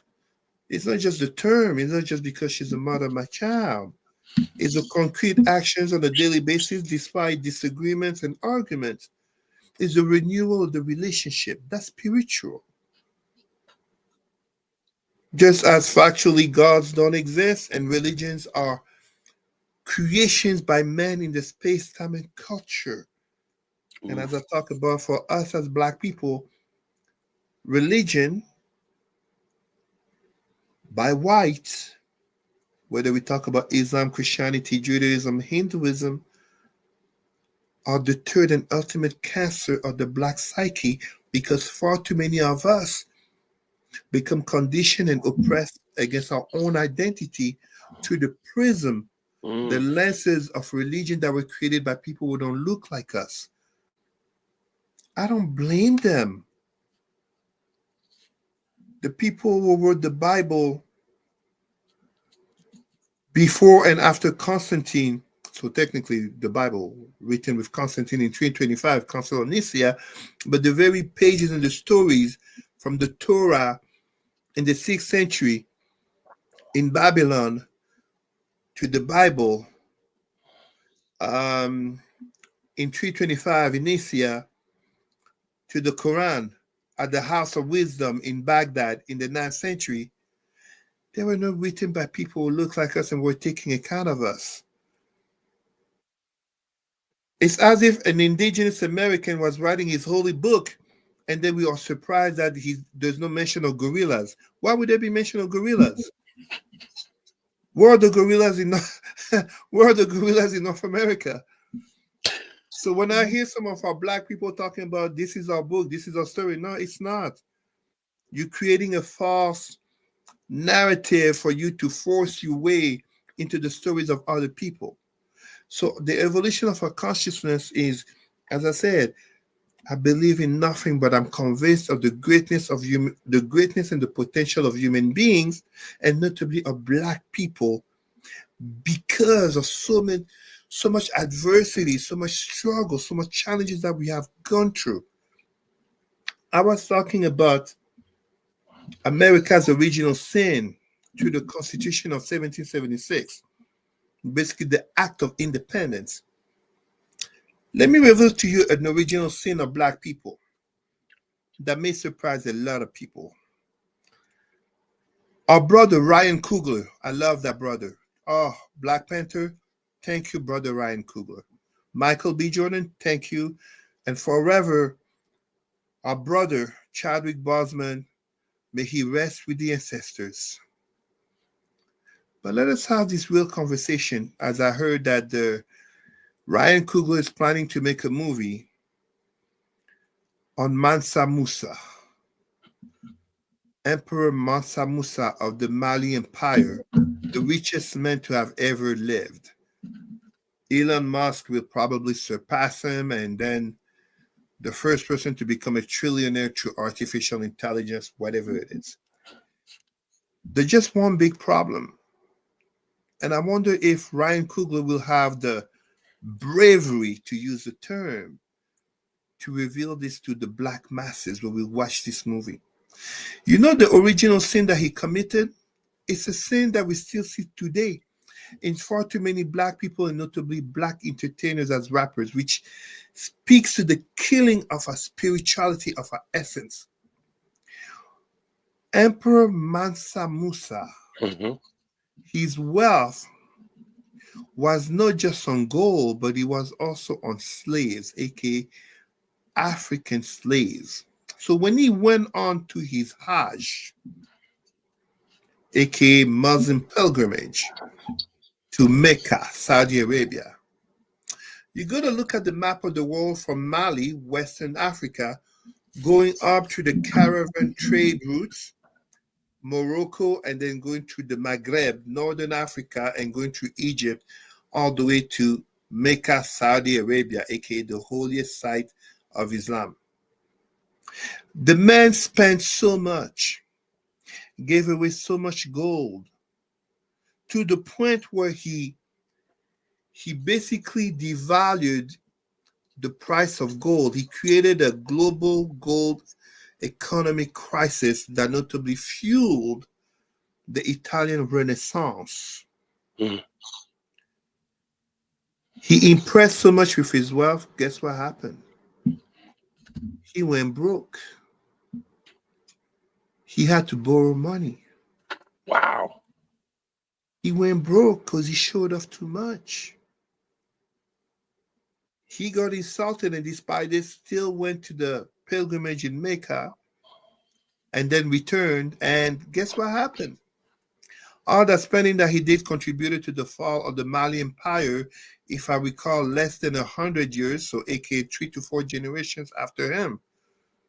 So all that wealth, the richest men in the world, like basically imagine that right now, Elon Musk's children, the grandchildren would be broke by the end of this century. What was the point of Elon Musk being the richest man to have been? The Emperor of Mali, Mansa Musa, Ryan Coogler, will you be brave enough to let our black masses know that his wealth came from gold and African slaves that he brought and paraded on his Muslim pilgrimage, aka a white religion, to the point he went broke, and when coming back, all these lavish spending to impress others didn't just contribute to the fall of the Mali Empire, but guess what? There is a famous map of the Middle Ages called the Catalan Atlas. Mm. On that map, there is a black man holding a golden nugget. That's Mansa Musa, because the tales of this rich African emperor came to Europe. You know, one of the reasons that motivated the Portuguese to start the slave trade? Mansa Musa, the lands of the rich, the lands of gold. That is one of the black people original sin, in the same way as we have rappers wearing all the wealth around their neck, black people damaging the teeth with grills, and basically far too many flashing all these bills, making it rain. And when they die stupidly, we need to do a GoFundMe. That is pathetic. This speaks to the erosion of our soul, of our spirituality as a community, because guess what happens? They're not going to judge blackness by Brother Malaki. They're not going to judge blackness by Brother Cesar. They're not going to judge blackness by the sister who has worked hard and gotten a corporate job. They're not even going to judge blackness by the brother who came out of jail and is holding on to his little job. I'm saying little because it's not socially rewarded, being a janitor or whatever it is, in order to keep seeing his children. No. They're going to judge blackness according to the stereotype that we keep portraying forward. Ooh. That, just as a few years ago, BET was literally toxic to the black community as they kept on pushing black stereotypes after Brother Johnson sold BET to Viacom. Mm-hmm. Because they have no personal interest in the upkeep of good standing of black image. They're just looking after profit. That is spirituality on a financial level. That's why when I talk about the three cancers of the black psyche, I talk about entertainment, number one, the overvaluing of blackness through entertainment. I talk about consumerism. The black community is actually not poor. But when you are conditioned to a poverty mindset, your actions and spirituality are through the lenses of poverty. Mm-hmm. As such, if you look at the hood in America, or the favela in Brazil, or the shanty towns in Africa, what is the first reaction of pretty much anyone who gets a little bit of money is to move into the better neighborhood, which usually tends to be the neighborhood where you have white people. It is not to uplift the neighborhood. is to go live where the white people are. When I was in Egypt, the government, where did they have me living? They didn't have me living with the other where the other black people were in Egypt because they're poor. They had me living in the diplomats' neighborhood where I was. I mean, I'm not going to say I was the only black person. I just didn't see other black people. And that's why everybody was convinced I was an African prince. Because I'm black and I was wearing African clothes. So, and living there and having a white Arab servant, I must be an African prince. You see how it works? And as such, ultimately, number 3, religion as a tool of control of the masses. And thus, we end up having so many, like I was saying earlier, black pastors who are prostituting the soul in order to get proximity to power, even under an openly racist, openly sexist, xenophobic, homophobic, insurrectionist, fraudster. So when I was saying Antichrist, please don't get me wrong, Jesus Christ, fictional character. But in terms of Christian values, that's not Donald Trump. The Bible and Christianity is a tool for him to power as a transactional person. I can't blame him. I can't blame him. It's like blaming Sauron for corrupting the man of the Lord of the Rings. In order to corrupt, you need people willing to be corrupted. That's the power of the ring. The ring does not corrupt the pure and the righteous. It corrupts those who are willing to be corrupted.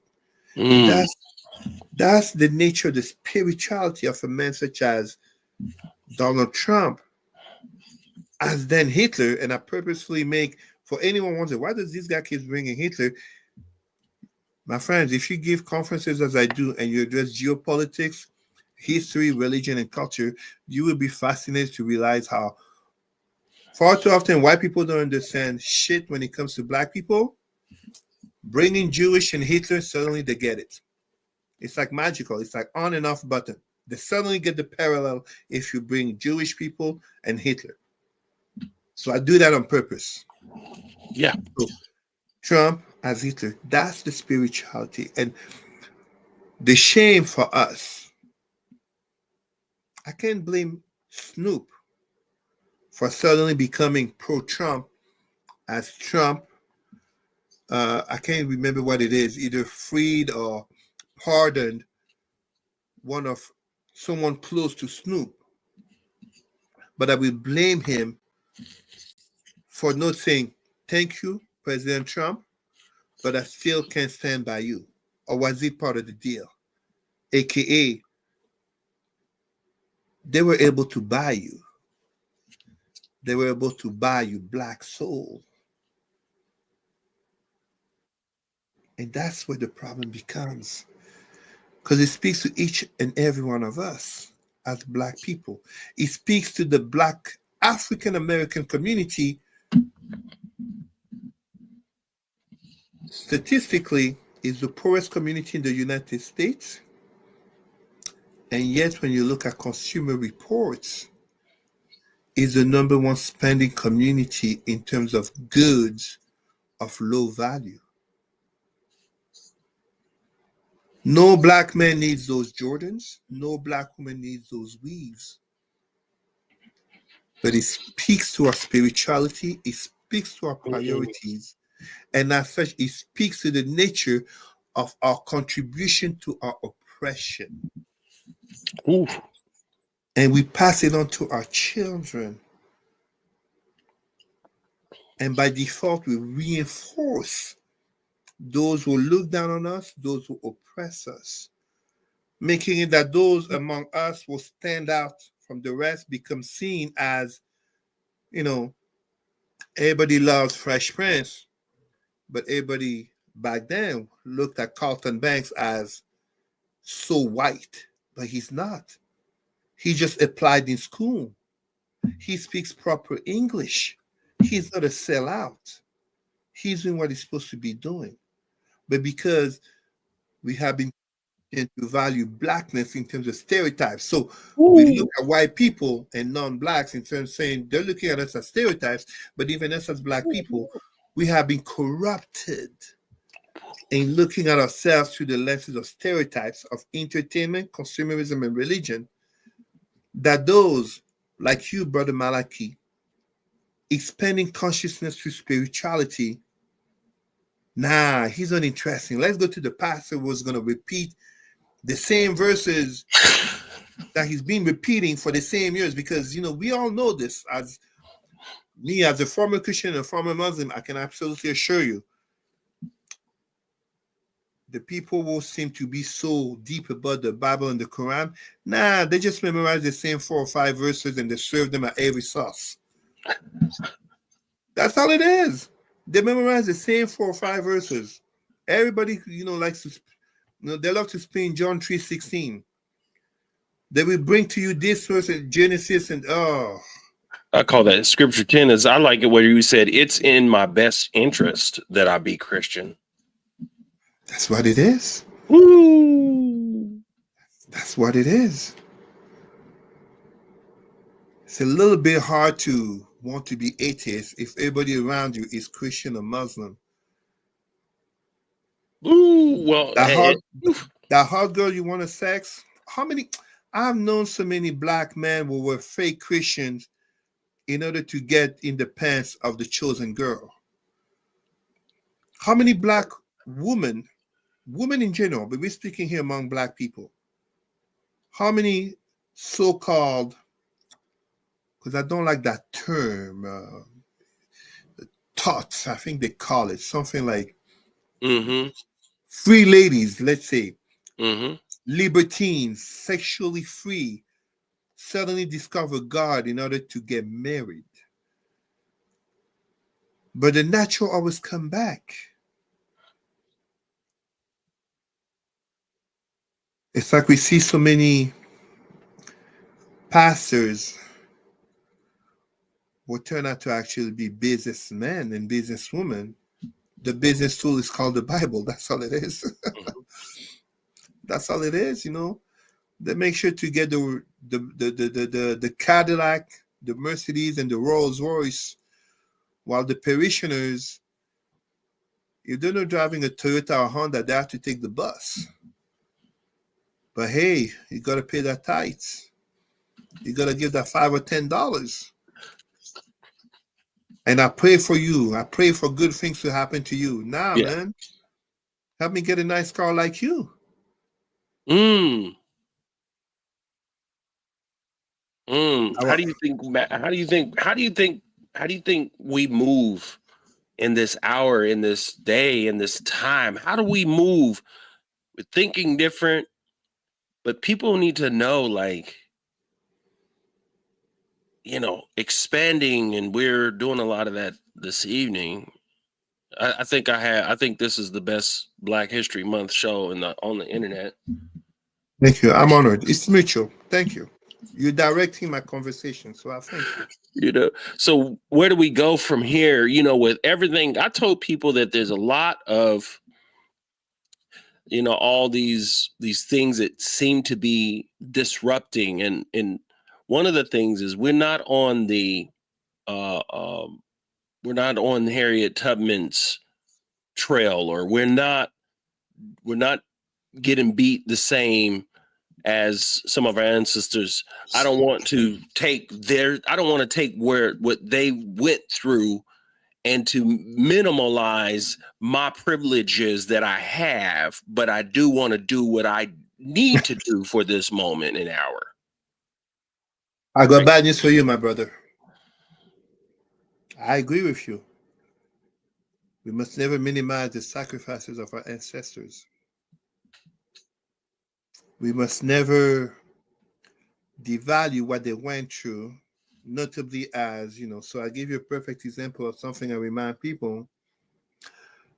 As I'm speaking to you right now from Ottawa, the capital of Canada, there's a winter snowstorm happening. I'll probably have to shovel the snow at 1 a.m. or 2 a.m. after the snow trucks come by, because if not, our cars will be shot, will be basically stuck in, and the snow can become ice, right? How many times have I reminded Black people every winter that our kidnapped African ancestors were coming to these lands of winter without a winter jacket or winter boots? Mm. Many of our heroes, the struggles that they went through. Now, don't get me wrong, I am not a pessimist as a person, but I'm also not a positivist. I'm a realist. And the reality of the matter is this: it is not segregation that moved many people to come stand with Brother Martin Luther King and eventually with Malcolm X. You cannot conjugate the civil rights era without Emmett Till and Rosa Parks. Mhm. Absolutely. Just as you cannot conjugate DEI and social justice without Trayvon Martin and George Floyd. And let's not forget our sisters such as Sandra Bland. Come on. Unfortunately, the nature of humanity is that adversity brings necessity. It will have to hurt for people to want to wake up and to take action. As I said, for many Trump voters, it will be the shock to realize that some of Trump's policies negatively will impact them. Because clearly, it has not been the language and the behaviors of Trump that has prevented them from voting for him. AKA, yeah, the man is racist. Yes, the man is a rapist. Yes, the man is an insurrectionist. That doesn't prevent you from voting for him. And I'm not saying this as an attack to anyone who voted for him. I do not ascribe to the left Democratic or right Republican logic of voting. I am a Pan-Africanist. It doesn't matter. In the European context, let me put it to people to understand. European monarchies enslaved Africans. European democracies colonized Africans. So I'm a Pan-Africanist. What will have to happen, unfortunately, for too many of our Black people is the pain of the reminder of the Blackness being treated as second-class citizens. The pain of the Blackness being brought back to a time in which, and I give a very clear and blunt example, my brother, how many women could have imagined that Roe versus Wade would be repealed? Trump is proud of saying that he made it happen. Not even Reagan did it. And if I'm not mistaken, remembering my American politics courses, Reagan did have a majority when he came to power after the crushing of Jimmy Carter and the Iran Gate, aka the American embassy in Tehran. So Reagan himself did not repeal Roe versus Wade, even though it was just a few years after. 1973, Reagan comes to power in 1981. He didn't repeal Roe versus Wade. Trump did it. So let me ask my Black people, how many of you actually can think that Loving versus Virginia, 1967, aka interracial relationships being legally allowed, cannot be repealed? And as such, Supreme Court Judge Clarence Thomas, who has a white wife, Ginny Thomas, the relationship will be illegal. But what else do we need to go back to when, as we speak right now, February 2025, Black History Month, has been canceled by the federal government of the USA under Donald Trump. And there are questions in regards to, if I'm not mistaken, the 1964 Civil Rights Act that basically recognized Black people as equal citizens. Don't get me wrong. The 14th Amendment recognizing them as citizens, thus Trump and the birthright, etc., etc. But 1964 Civil Rights recognizing Black people as equal citizens, aka the right to vote. What will it take for our Black people to dare to be Black unapologetically? To dare to be Black beyond the skin color, which they didn't choose, but to choose to be Black in the mind, in the soul, in the actions. I am not talking about a Blackness that will say, I can't be friends with white people because I'm so Black and proud. No, come on. That's ridiculous. I'm talking about a Blackness in which, to what point are you non-Black friends really your friends if you can't truly speak to them about slavery, colonization, and systemic racism? They're not your friends if you can't. Woo. You're speaking, brother. Keep going. No, you you speak a truth to power. Man, my Pentecostal roots still come out.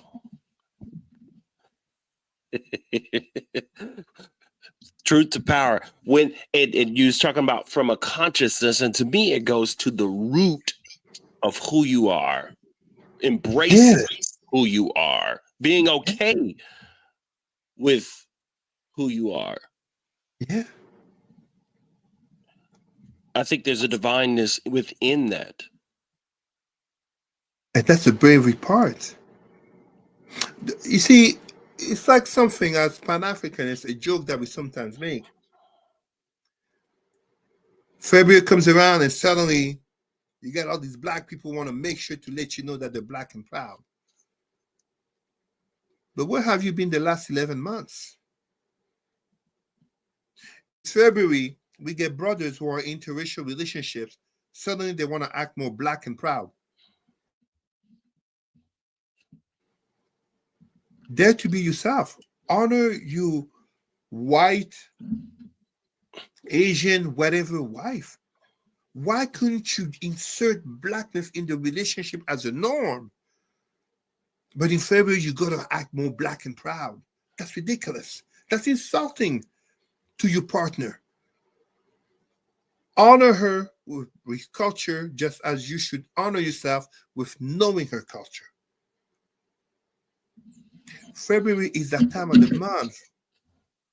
Just as Kwanzaa or Juneteenth, but some of our people want to make a little bit of extra Blackness at work, but then they're invisible for the rest of the time. It's kind of like if you look at March 8th, recognizing International Women's Day. It should be International Women's Day every day. Just as every month, we should recognize Black History Month. Just as we should honor and respect LGBTQ people every year and every day. Just as there should be no shame in being white, despite Hitler, the KKK, and Donald Trump. That's where the bravery comes into play. The bravery of being true to who you are. Just as in Kemet, 5,000 years ago, our ancestors did talk about knowing yourself is the key to freedom and to the kingdom of heaven. Knowing yourself. The wisdom of Ptah-hotep, PTA-hotep, is there. The wisdom of our ancestors is written in the walls. The wisdom of our ancestors is in our DNA. But far too many of our people are trying so hard to fit in into the structures, the ideological structures that were never meant for them, such as the religions of white people. It is their religion. There's nothing wrong with it. The fact that it was brought and imposed to us through slavery and colonization speaks to the fact that it wasn't meant for us. And I say this without any disrespect to brothers Martin Luther King and Malcolm X, who were Christian and Muslim. But I would like to remind our people, not to be Black Christians and Muslims who will want to criticize me here, that they lived in a time in which criticizing Christianity and Islam was not part of the popular discourse.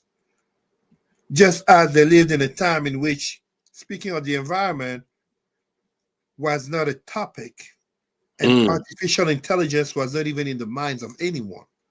So we must adapt to the reality of the times that we live in. We are in a time of expanding consciousness. We are in a time of a reawakening of spirituality. We are in a time in which far too many Black people are thinking of Sunday's mass prayer. Meanwhile, the Chinese and Americans are competing to colonize Mars. Where you want to be?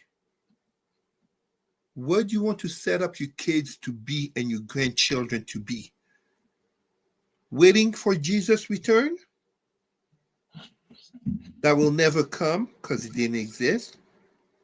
Or being ready to be there to colonize Mars for artificial intelligence, for nanotechnology investments.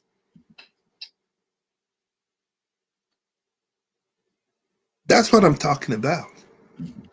That's my Pan-Africanism. That's why I say universal Pan-Africanism. Like I said, if those aliens come and they say they're victims of racism because they're dark skinned or Black, I'm going to stand for them. I'm not here waiting for the return of Jesus Christ.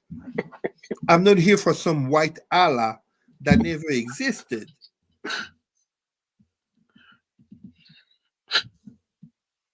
That's what I'm talking about. Love it. Even when you look at Hindus, the Hindutva movement, notably carried forth by Prime Minister Modi, it is India forward, guided by Hinduism. That's what it is. Where are our people? There is a tragedy happening right now in Africa, in Congo, where so many are being killed. And yet, what did the president of Congo do the last time he was in the United States? When he came to the United States, what did he do? Do you know what he did? He went to preach allegiance to the APAC, that Congo and Israel are brothers, and then he went to Jerusalem to knock his head on the Wailing Wall. Is Israel sending aid to Congo? Is Israel sending weapons to Congo to protect itself against the M23? Of course not. It's pathetic. It's tragic. I can give so many examples. Sudan, the actual biggest humanitarian crisis happening right now. Are Saudi Arabia, Qatar, and all those rich Muslim countries, are they sending food and aid to the Black populations of Sudan who are starving and in famine because of a war, which is not to be fueled by Qatar, Turkey, and all those other Muslim countries? Of course not. Of course not. So the children of Zambe in Congo, aka the African spirituality, just as the children of WAC, the African spirituality before Islam in Eastern Africa, along the Kemetic spirituality, they're dying. But they're praying to the gods of the people who came to enslave and colonize them, who don't care about them, unsurprisingly. Unsurprisingly. You know, It's like right here, Canada and USA. Did becoming Christian save indigenous Americans? It didn't save them. The cowboys still killed them. The government still killed them. Still took their land. What do you say? There's a lot of modern day abolitionists who I think are important to get to want to understand some of these things, but being in their white skin, speak out against. I've seen some on TikTok too, speak out against certain aspects or speak to the relevance of what you're speaking, but also knowing some that are the way it's like if they're against that and yet though they look like those people. Because I know you run into that because you go to the UN and you talking, and then these people are like, okay, we like Cesar. Like we like what he has to say, and there will be various people that are non-black. What do you say to them in terms of what do they do? I mean, heck, you mentioned that the white professor. Yeah. You don't need to be of the skin color of the people of a cause in order to stand for the cause. That's the power of allyship. But dare to be true. And if you claim to be about the cause, to what extent are you going to be down for the cause? So let me give two quick examples, if you don't mind. Mm-hmm. And I'm taking from the conference that I gave yesterday in Toronto when I talked about allyship. Still We Rise was the title of that conference. The largest rebellion of slaves in continental America was led by a white man, John Brown, if I recall. He wasn't black, but he was fed up with the talking and the waiting in terms of abolishing slavery. He took matters in his own hand and convinced enough black people to rise up. It would be easy to say they failed, but following them came the Civil War, which in public discourse was about the end of slavery, but in reality was about the change of American agricultural / slave-based economy of the South versus the industrial / factory model of the North. The industries won, etc. Another example, a few decades later. So when I speak about Christianity, how to not honor a white American female missionary by the name of Lady Alice Seeley Harris, who with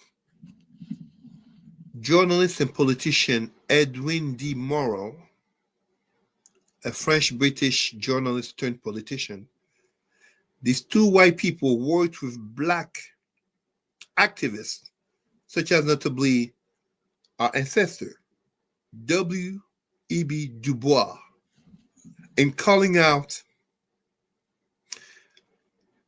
King Leopold II oppression of the Congolese in the Belgian Congo, a genocide in order to collect the sap of trees to make tires. So I'm giving here, for free what I teach here. 15 million Congolese died.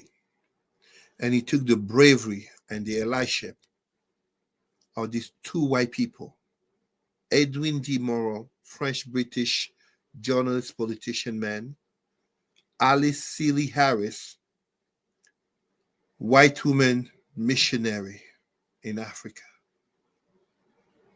Because our black people were not being heard. I mean, we're talking about early 20th century, right? segregation and colonization was the norm. So to those who are not black, who are in those circles, and when I say those who are not black, I'm so glad that I got to remember this. I want to send a message to all white, and by white, it includes obviously Latinos and Latinas who are white but Spanish, Asian, etc., non-white people, non-black people who are in relationship with black people. Enough of this stereotypical portrayal of loving black culture and black people through some stupid dances, through loving some black food, whether it's soul food or Jamaican food or Haitian food or African food, through dressing like a black person or African traditional outfit. No, no, no, no. We are in a 21st century in which access to mass education has never been greater. Information and communication technologies have never been greater. The world is ever more a global village in which we are more and more connected for those who want to be connected. And as such, for those who are not black, and notably those who are not black but in relationship with a black person, you want to show you love black people, you want to show you care, you want to show that you're an ally, you stand in solidarity. Show me that you're learning about black history and black culture and come stand up next to me in the protest. Educate me. Let me know what you know. And I'll tell you why I say this, Brother Malaki. I challenge you to go find a black person in relationship with a Jewish person who doesn't know something about the Holocaust. Mm. They know. Mm. When black people are in relationship with Asian people, they know things about Asia. They're not just impersonating kung fu fighting or karate fighting. They're not just saying they love this Asian food or whatever. No, no, they know something about the history and culture. So, dear non-black people in relationship with black people, and even if you are not, you claim to love and care, you claim to be in solidarity and ally,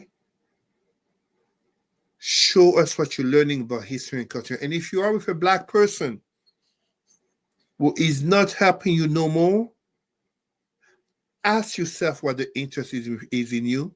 It might just be fetishism.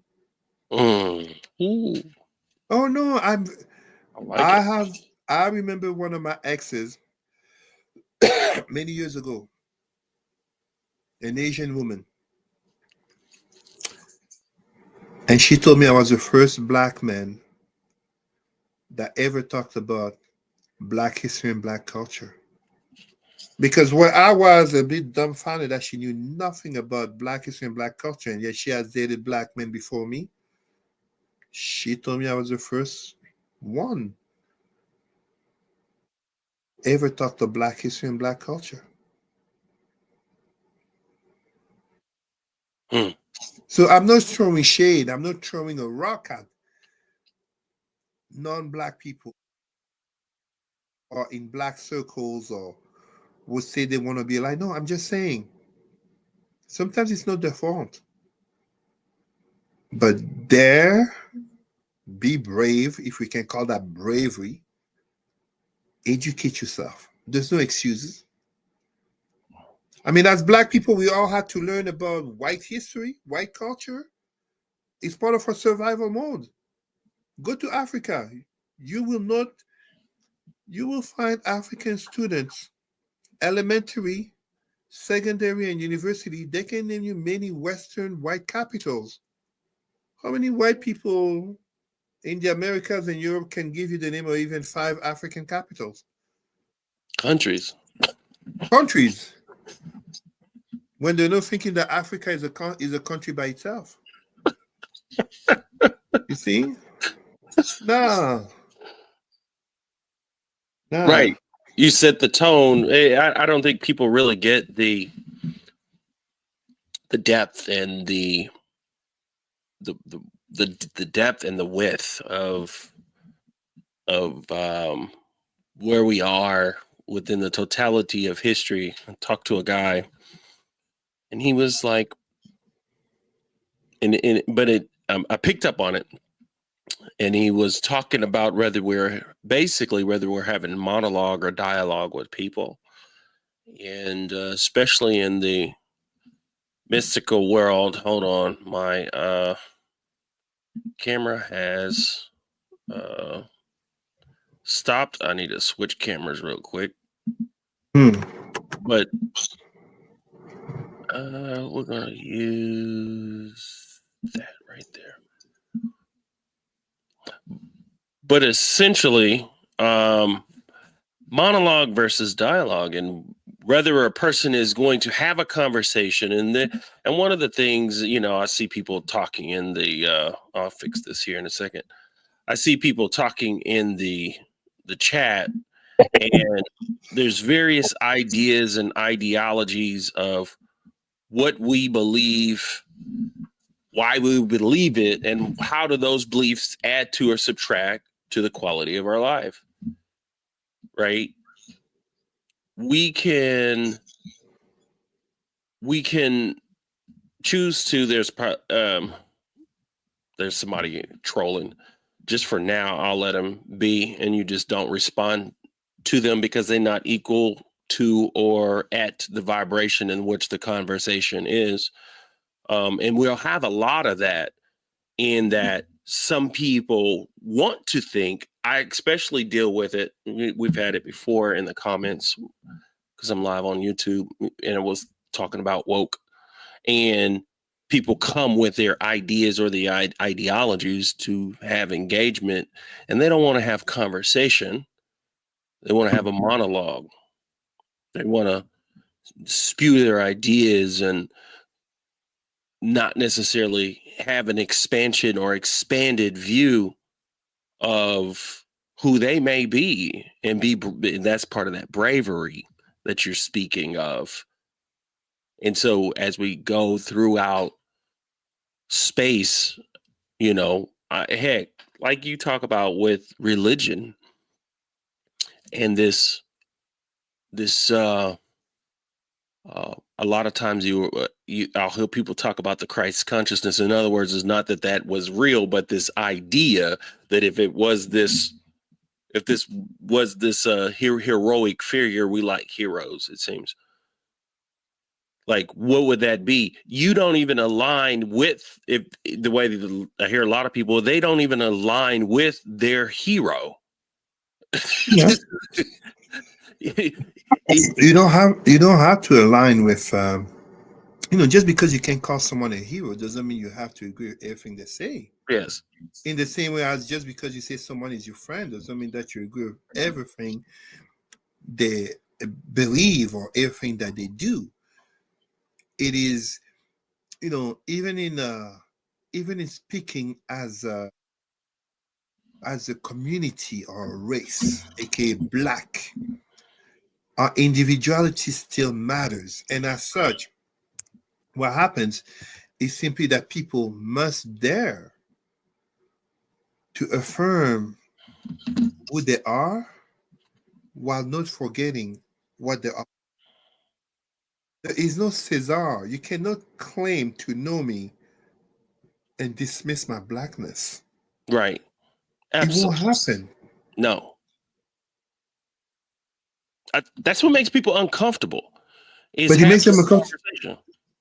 Having the conversation, not agreeing with them. It's like, and they don't understand any of the stories of the philosophers that ended up drinking poison or Well, in the context of America, there is a very good reason for that, because America,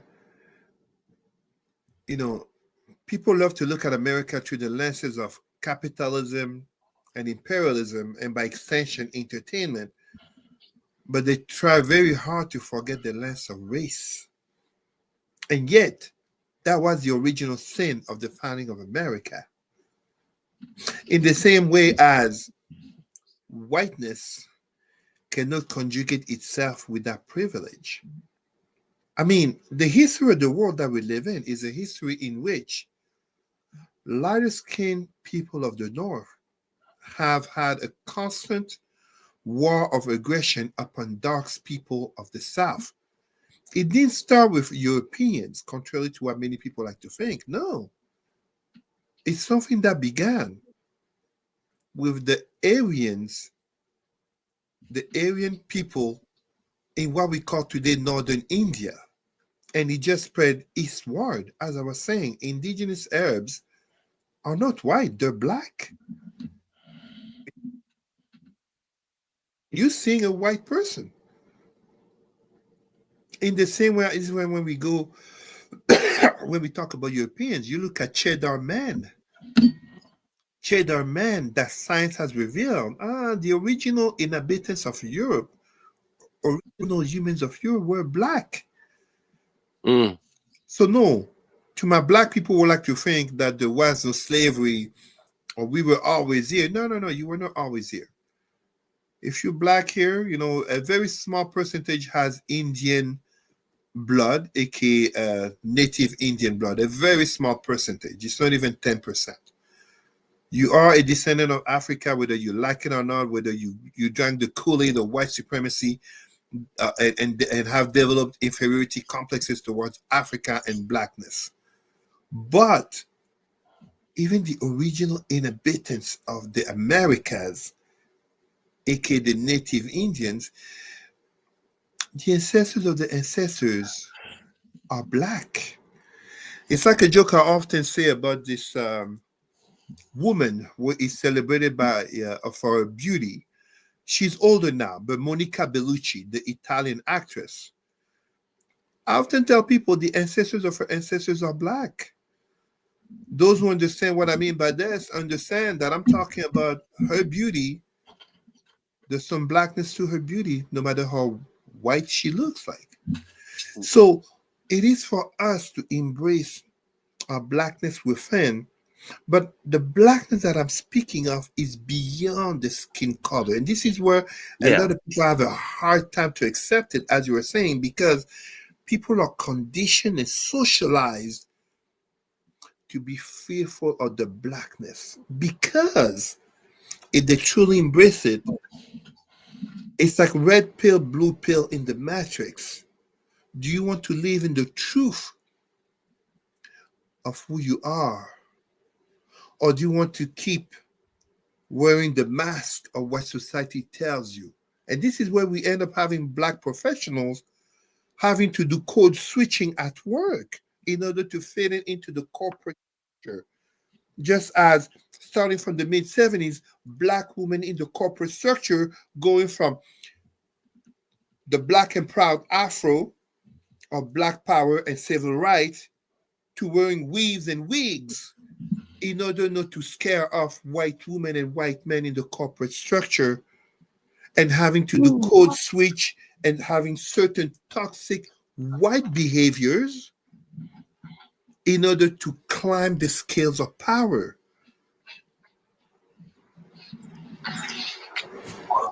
Hey, my conference in Toronto, I had my traditional hat on. How many black professionals have told me, Cesar, it's the first time I see a black senior leader. I'm a regional director. Every 2 weeks, I'm on a business trip. I go across my different offices in Eastern Ontario. How many black professionals, public servants, have I had who told me it's the first time I see not only a black male senior leader, but with traditional earrings, who also wear traditional clothes at work and has the language that you have openly at work. But that has to be normalized. That shouldn't be Cesar. Who am I? I am nothing. I am one among many. if I can be the person who gives you that courage, please take it and pass it on. Because that's what our ancestors did. That's the legacy that we are walking on. You cannot understand Sister Joy DeGray talking about post-traumatic slave syndrome if you don't understand Frantz Fanon talking about black skin, white mask, and the wretched of the earth. The legacy is there. The ancestors paved the way for us to dare to be brave. But how many dare to take the torch and dare to stand up? Because the younger generation are looking at us. So then we can't surprise ourselves at the dysfunction that we see about young black people if we are honest to look at who society puts at the forefront of the imagery of blackness. Why those blackness has to suffer a Kanye West claiming he's a Nazi and parodying his almost naked white wife? Because we know when he does such a thing, he's not doing it thinking of blackness, but society as a whole will look at it as, look at this black celebrity, they must be like that. That's a killing of our spirituality, because it also shows that not only are we not united, but it also shows that we are weak, that we are fetishizing whiteness, begging for attention, begging for crumbs at the table of power. Because that's what it is. If a white man had acted such with his black wife in public, right away we would be thinking of slavery. We would be offended because that's what it is. We should be offended.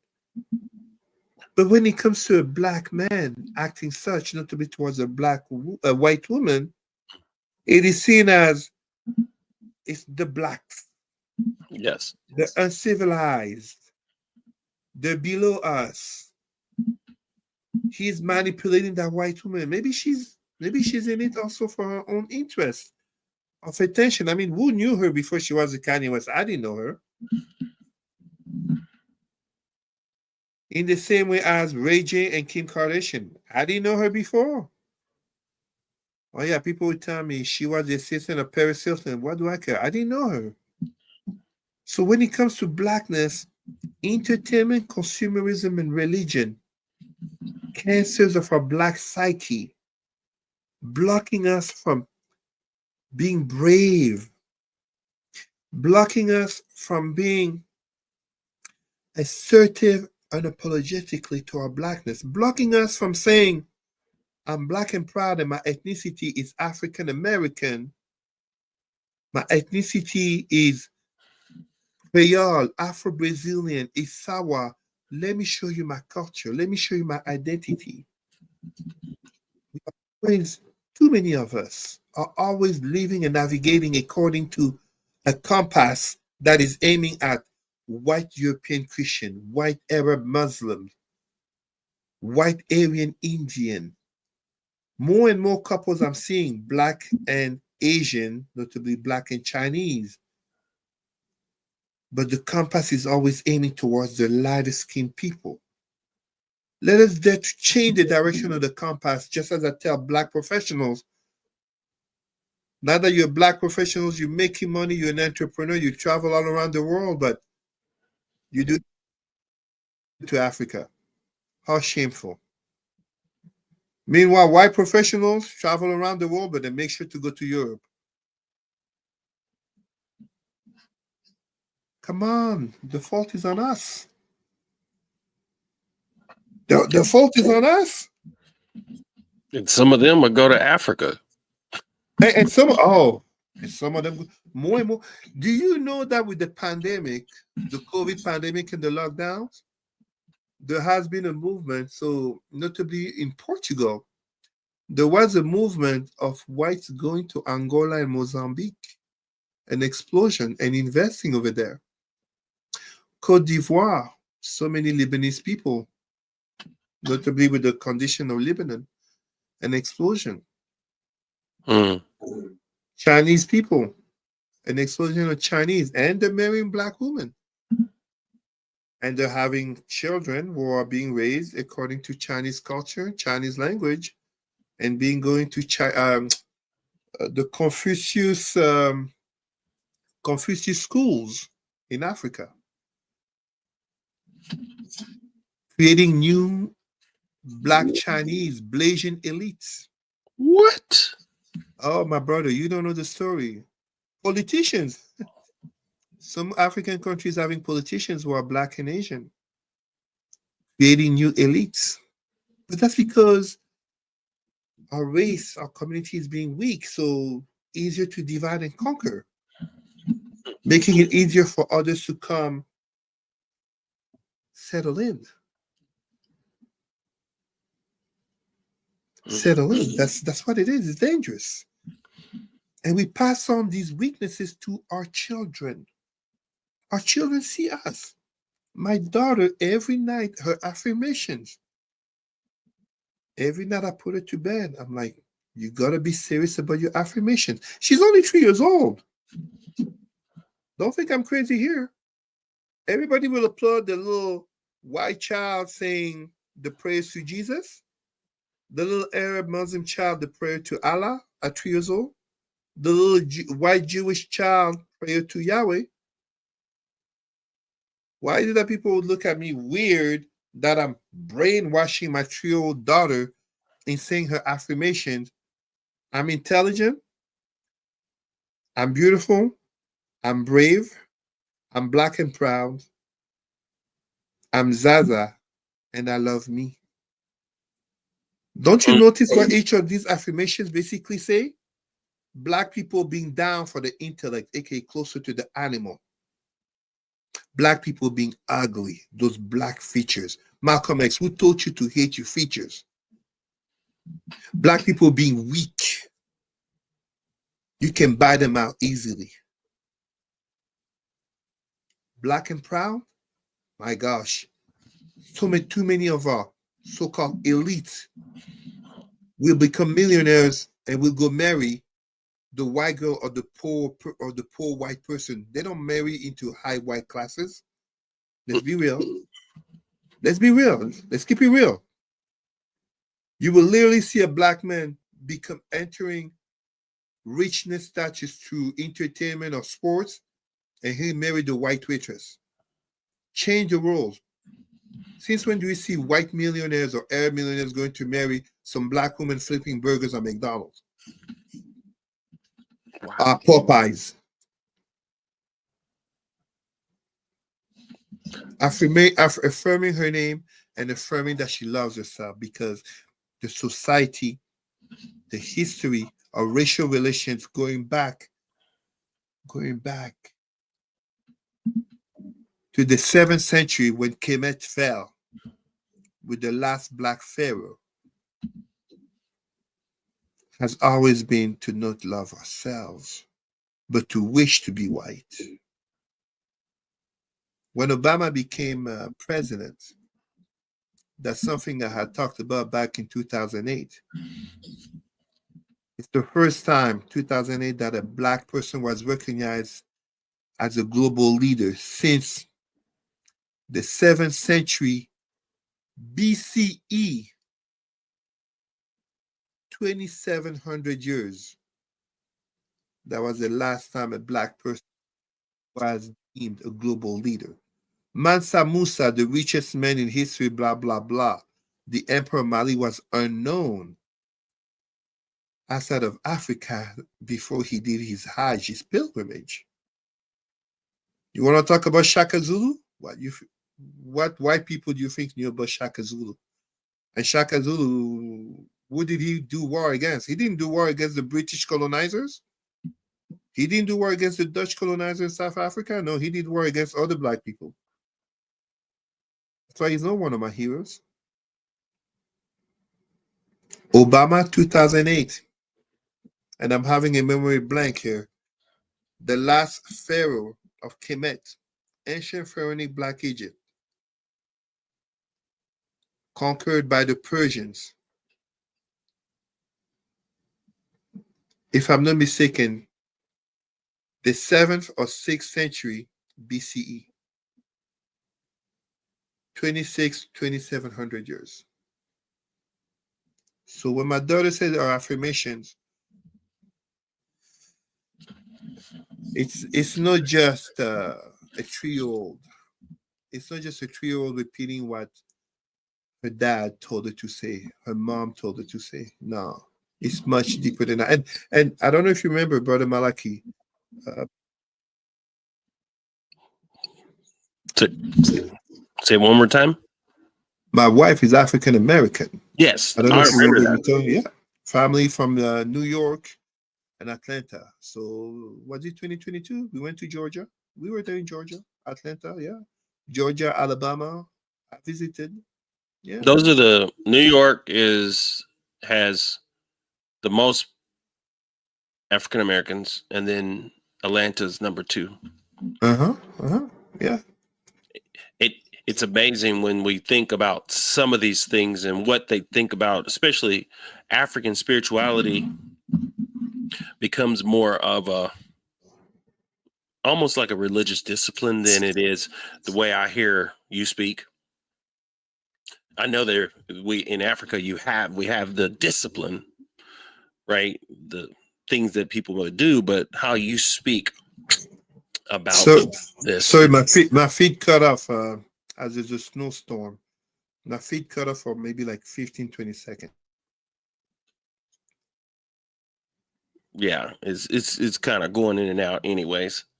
Man, it's heck, I didn't have you for plenty of time. I'm pretty sure it was crazy. People was pouring in.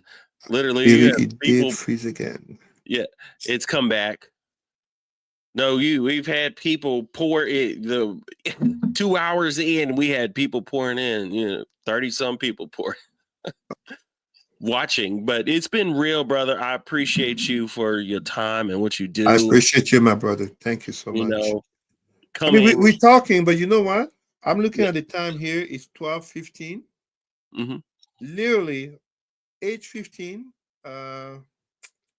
8:15 Eastern Standard Time. Mm-hmm. So in 8 hours, I have a meeting with the United Nations. So 2 p.m. Geneva time, but 8:15 in exactly 8 hours, the meeting starts for the United Nations. In April, where I'm going to be in New York at the headquarters. Oh wow, that's gonna be awesome. Hopefully Thank you. Thank you. you get some footage or record it, and maybe of course we'll have you come back. I love learning about this. I love connecting to it. Thank you, my brother. And it's I think honestly, tell you the truth, more needed than we know, especially when it comes to Black folk in America. Having that additional sounding board, having that additional voice, right? You've done this. We are connected. We are 100. more and more African Americans are actually moving and selling in Africa, Ghana, and not just in Ghana. More and more. One of even the young Haitian male that I had brought back to Africa, especially Cameroon, into the Bamileke tribe, following the DNA test through African Ancestry.com. So an African American DNA company. And yes, he did look like a father and son to the king. So it's not just that the DNA said. He looked like we were like dumbfounded at the resemblance. He now lives in South Africa. So we are connected. We are all one people. There's no two of the people that I've seen on TV will look the most like me. One was a Haitian sports journalist in Montreal. The other one was an African American Mm-hmm. in Florida. So Yes. we are all one people. You would be surprised. Like all the African American celebrities doing the DNA test showing ancestry to like Oprah Winfrey and Eddie Murphy, Cameroon. Where am I born? I'm born in Cameroon. There you go. It's it's all connected. They have on here on you said African ancestry. AfricanAncestry.com. That's the DNA company I recommend. Black owned, black people. Uh, and the advantage, my black people, please listen to this. Listen to this from an African born with very solid roots. So this is not, I mean, I'm going to reveal kind of something here. On the mother side of my family, it's royalty. On the father side, it's nobility. Africans don't care that you claim your DNA test from 23andMe said 50% Nigeria or what. That means nothing.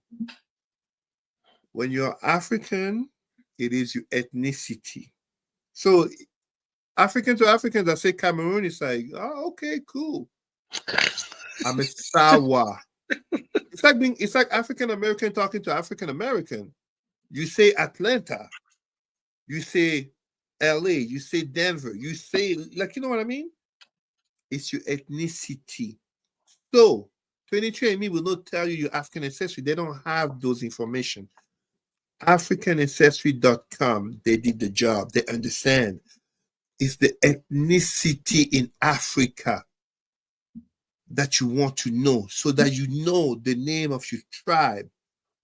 As an African, you tell me you did your DNA test and it told you Nigeria, Congo, or whatever. Like, okay, so what's your tribe? You don't know? Oh. I'm just being honest. Saving people money. Skip it black. You know, this is part of black consciousness.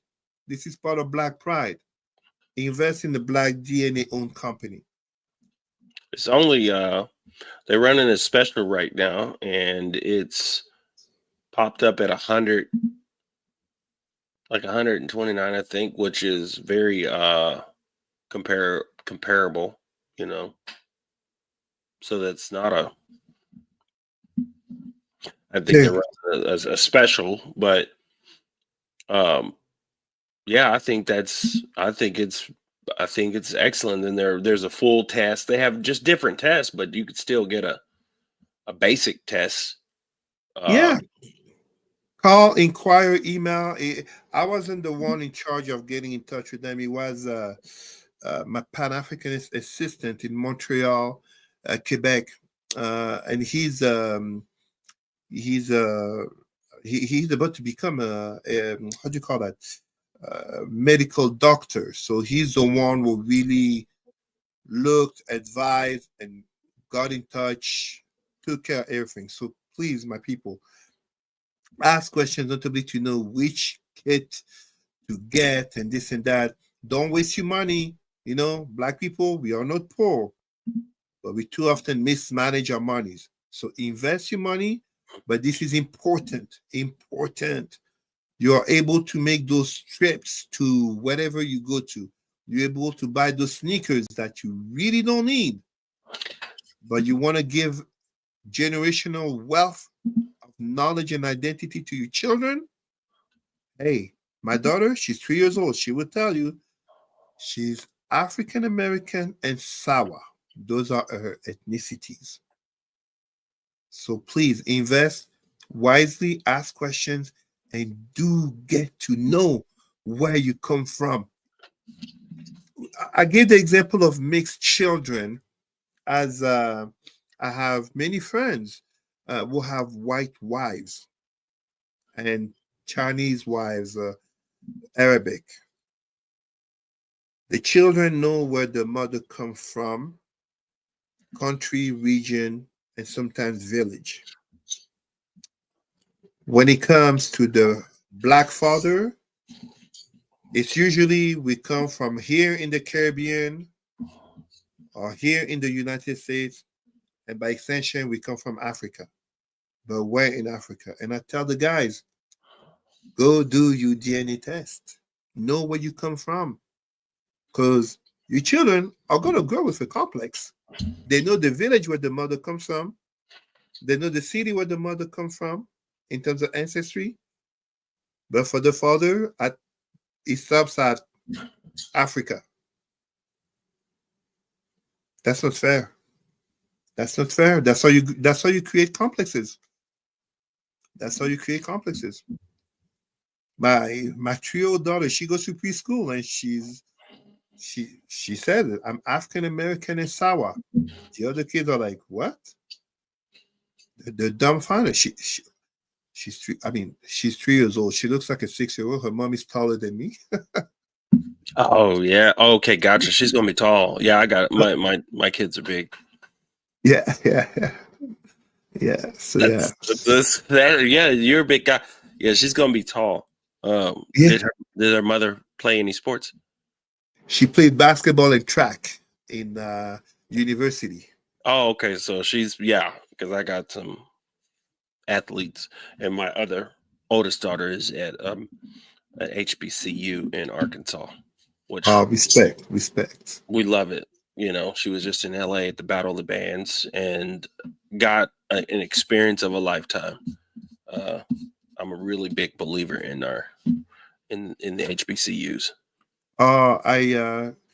My total support. I was honored when I visited my wife's family. My wife's family in Atlanta. They took me to see relatives in Alabama, and they took me to the campus of the Tuskegee. I hope I'm not getting it wrong, but I think Oh, the Tuskegee. Tuskegee. Oh, Yeah, yeah, yeah. Tuskegee. That's huge. Very. I mean, as a Pan-Africanist, to be born there in Cameroon and here I am, such an honor. Such an honor. So Mm. yeah, my support to the HBCU and my dear Black people. Why are too many of us looking at Yale, Harvard, Princeton, aka Ivy League, where we do have HBCUs, and it is for us to bring the value of our own institutions. Because if we don't, I mean, there are white students in HBCUs, and Yeah, a lot. Actually, it's the enrollment is up. yeah, they're not having a complex. I mean, don't get me wrong. Is it that it's cheaper to go to an HBCU? Yeah. Is it that they have lower grades and as such it's easier to go to whatever it is? They're finding an interest in attending HBCUs. You're gonna have to adapt to be a big time minority. But yeah, where my daughter is at University of Arkansas Pine Bluff, it's it's very very very very very very very very Black. I Yeah, mean, no, no, you and see, that's but it's no, and that's beautiful, and it actually, even in Africa, I'm thinking here, notably in Western Africa, such as I can't remember if it's Cote d'Ivoire. You're having more and more white students in elementary, high school. The world is changing. and honestly, we need it because it's not really. Some people, when we bring it up or when you talk about it, they don't want to talk about it or hear it, and they think, "Oh, that's division." It's like you got to understand. You coming from your perspective. Yeah. From your perspective, is division. For us, some of us, especially, we're just learning the fact that we're just beginning to learn things. And what's crazy is, over the years, what's going to happen as these things come out, more will come out with an understanding of what we as Black people, what they have contributed. We're all one, like you said. Kanye comes out acting crazy or doing something, and we all represent that. He represents all of us, right? So Mm. therefore, if that happens, my thing is, if we do well, or you notice something well, like, I guess that's a part of us too. But we're just now, especially as uh, African American, it's like there's so much that we have experienced, and I told someone recently about what we are to do. I was like, our ancestors was part of the people that were put on a boat and they made it.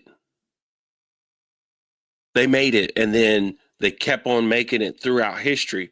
So you have a deep responsibility, especially as an African American, to the rest of the world because of the possibilities through the probabilities, right?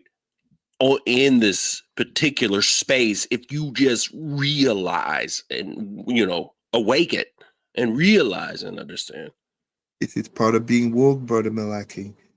If you are alive today as a Black person, and you can say you are African dash some country from Canada to Brazil, you are a descendant of survivor. Let me help put this in Absolutely. context. Let me put this in context for people to really understand. And I am aware of time, but please, my people, bear with me.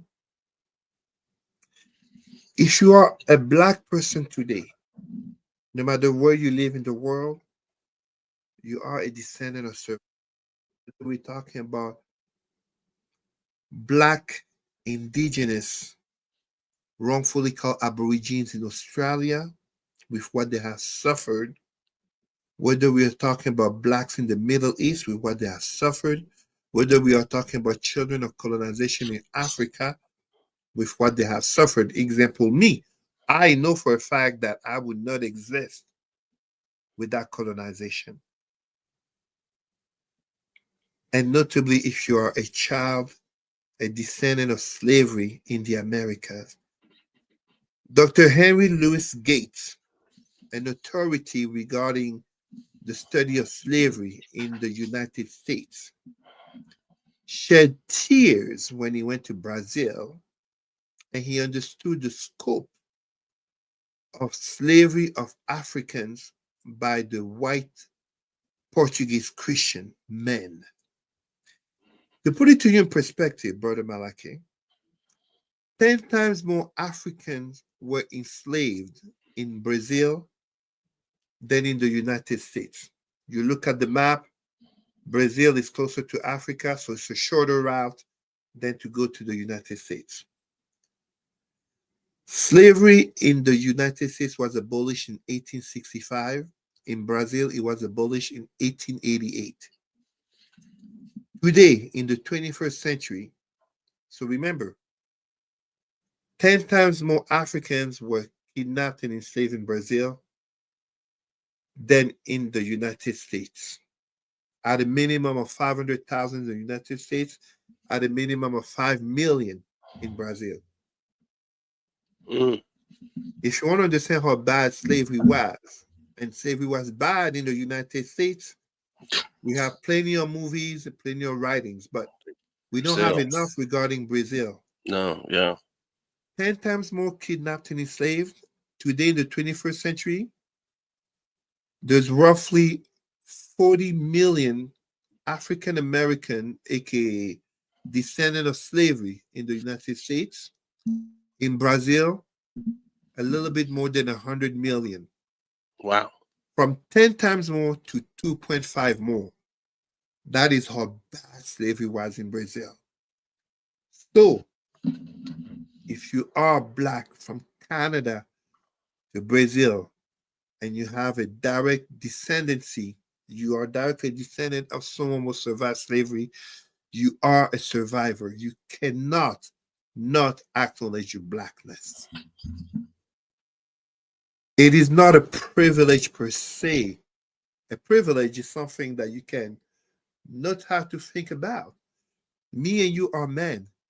We don't go to the walk, we don't go to the parking thinking something might happen to us. For a woman, it's a different reality, especially the darker it is. Doesn't matter if she's a street worker, aka sex worker, doesn't matter if she's a CEO. Because she's a woman, it is something that her subconscious mind is aware that there's a matter of safety due to her gender. And inversely, because we are Black, it is in our subconscious mindset that our racial identity might lead to our victimization. We don't need to be called George Floyd. But even if you drive a Cadillac as I do, and you're a senior leader and blah, blah, blah, six figure, when the car pulls you over, your subconscious mind, it doesn't mean that you live under the prism or the lens that I'm Black, therefore I'm a victim. No, it's a reality in the same way as a Jewish person wearing a kippah on their head is aware that depending on where they are and where the kippah, they might be victim of anti-Semitism. So for us who are Black, whether we are children of colonization or children of slavery, descendants, I should say, of colonization or descendants of slavery, we cannot disrespect the sacrifices and the survival of our ancestors by daring not to be Black and proud all year long. It's not about Black History Month. It's not about Juneteenth. It's not about Kwanzaa. It's not about when we are in a Black church. And it's definitely not about acting a fool because of some Black entertainment show. I rest my case. Love it, brother. That was a journey. And I appreciate you for your time, your expression, your life, and connecting us to something a little different, something a little deeper. And for me, definitely 100% a part of an expanded view, expanded consciousness. For me, expanded consciousness is it's all around us. We're fully connected to this part of this story in this reality. But as we dance around, most of us are going to go to sleep. And where do we go once we do that, right? And being able to be at peace with ourselves, peace in life. And, I think it's beautiful for us to have this expression and this experience, And we had quite a few people tap into the live. And so we had lots of people come through, stop through, and got to connect to us. So when you go to the UN, I look forward to it. If you get a video from that or anything like that, I would look forward to seeing that. And then maybe later on we'll... I can send you my speech from last year. Black people love my speech. The Chinese delegation didn't like it so much.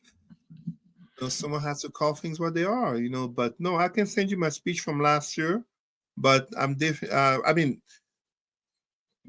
meeting in 8 hours already confirmed. They did send confirmation. My registration has been accepted, so it will be 3 years in a row. 3 years in a row. It's not bad. It's not bad. So yeah, United Nations. We will be there in April. Yeah, advancing the rights of our Black people, children, as Black seniors, Black women, as Black men, in honor of our Black ancestors and in honor of our Black descendants, in a more complex world in which, first and foremost, we are all humans. And we must never forget that, just as we must never forget that we are Black. Absolutely.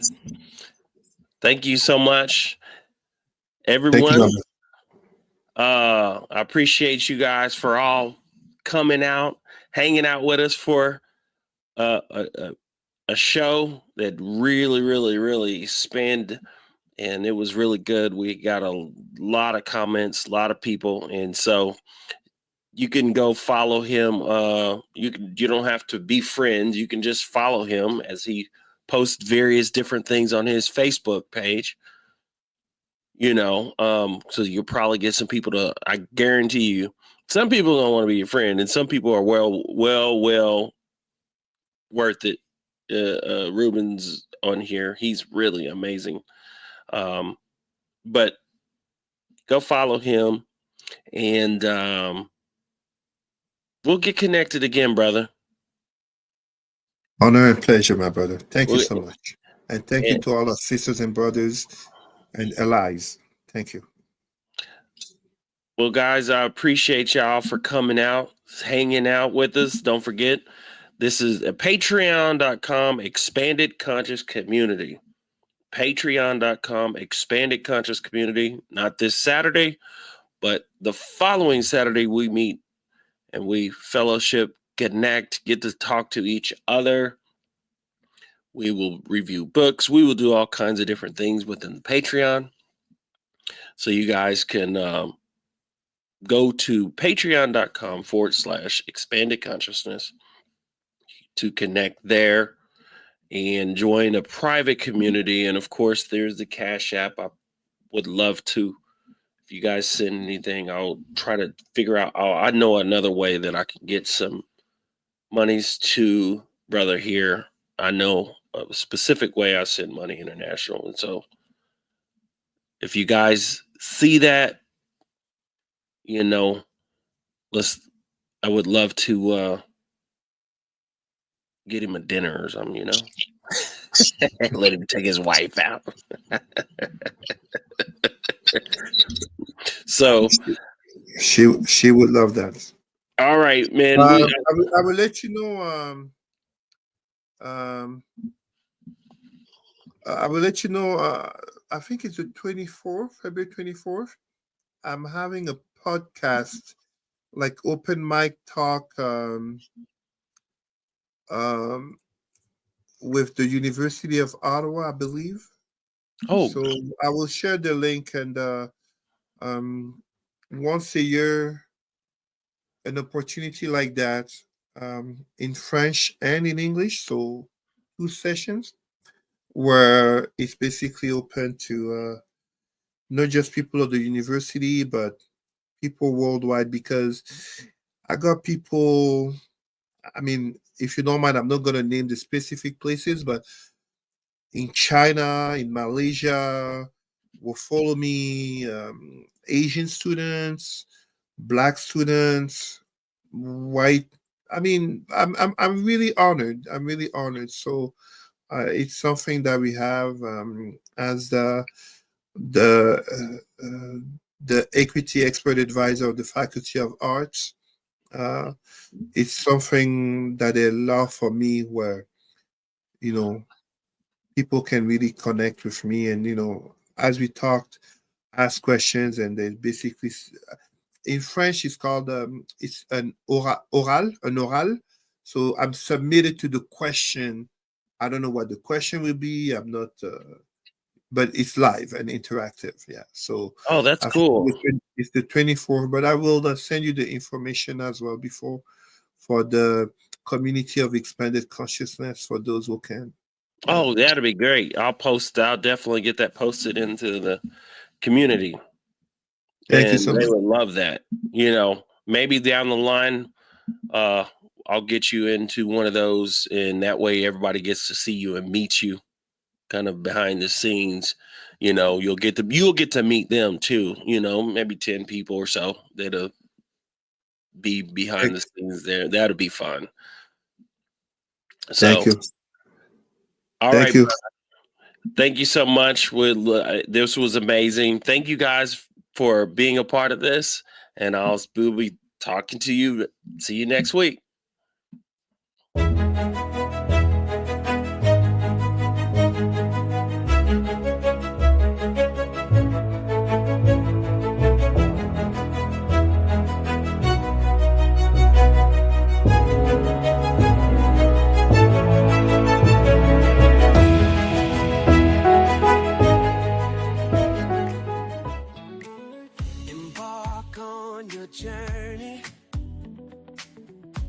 path you must take. Though hate may surround you, it's not your fate to forsake. Co-creating your destiny in the dance of time. The guiding light within you ignites the sublime. It is the light, the guiding light from the heart and soul. Don't lose control. Let it be the light shining bright, unlocking potential beyond belief, taking flight. In the depths of your being, the truth resides. Embrace your power, let your spirit rise. With every step forward, you transcend the expanded conscious community we commend. Through trials and triumphs, your soul evolves in the symphony of life, where every note resolves. Listen to the whispers of your inner voice. In unity and love, let your heart rejoice. It is the light, the guiding light from the heart and soul. Don't lose control.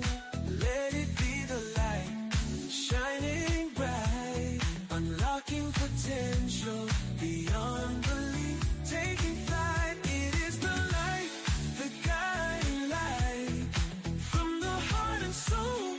Don't lose control. Let it be the light shining bright, unlocking potential beyond belief, taking flight. As we gather together in this sacred space, embracing transformation with grace. Life coach Malachi leads the way in unlocking potential.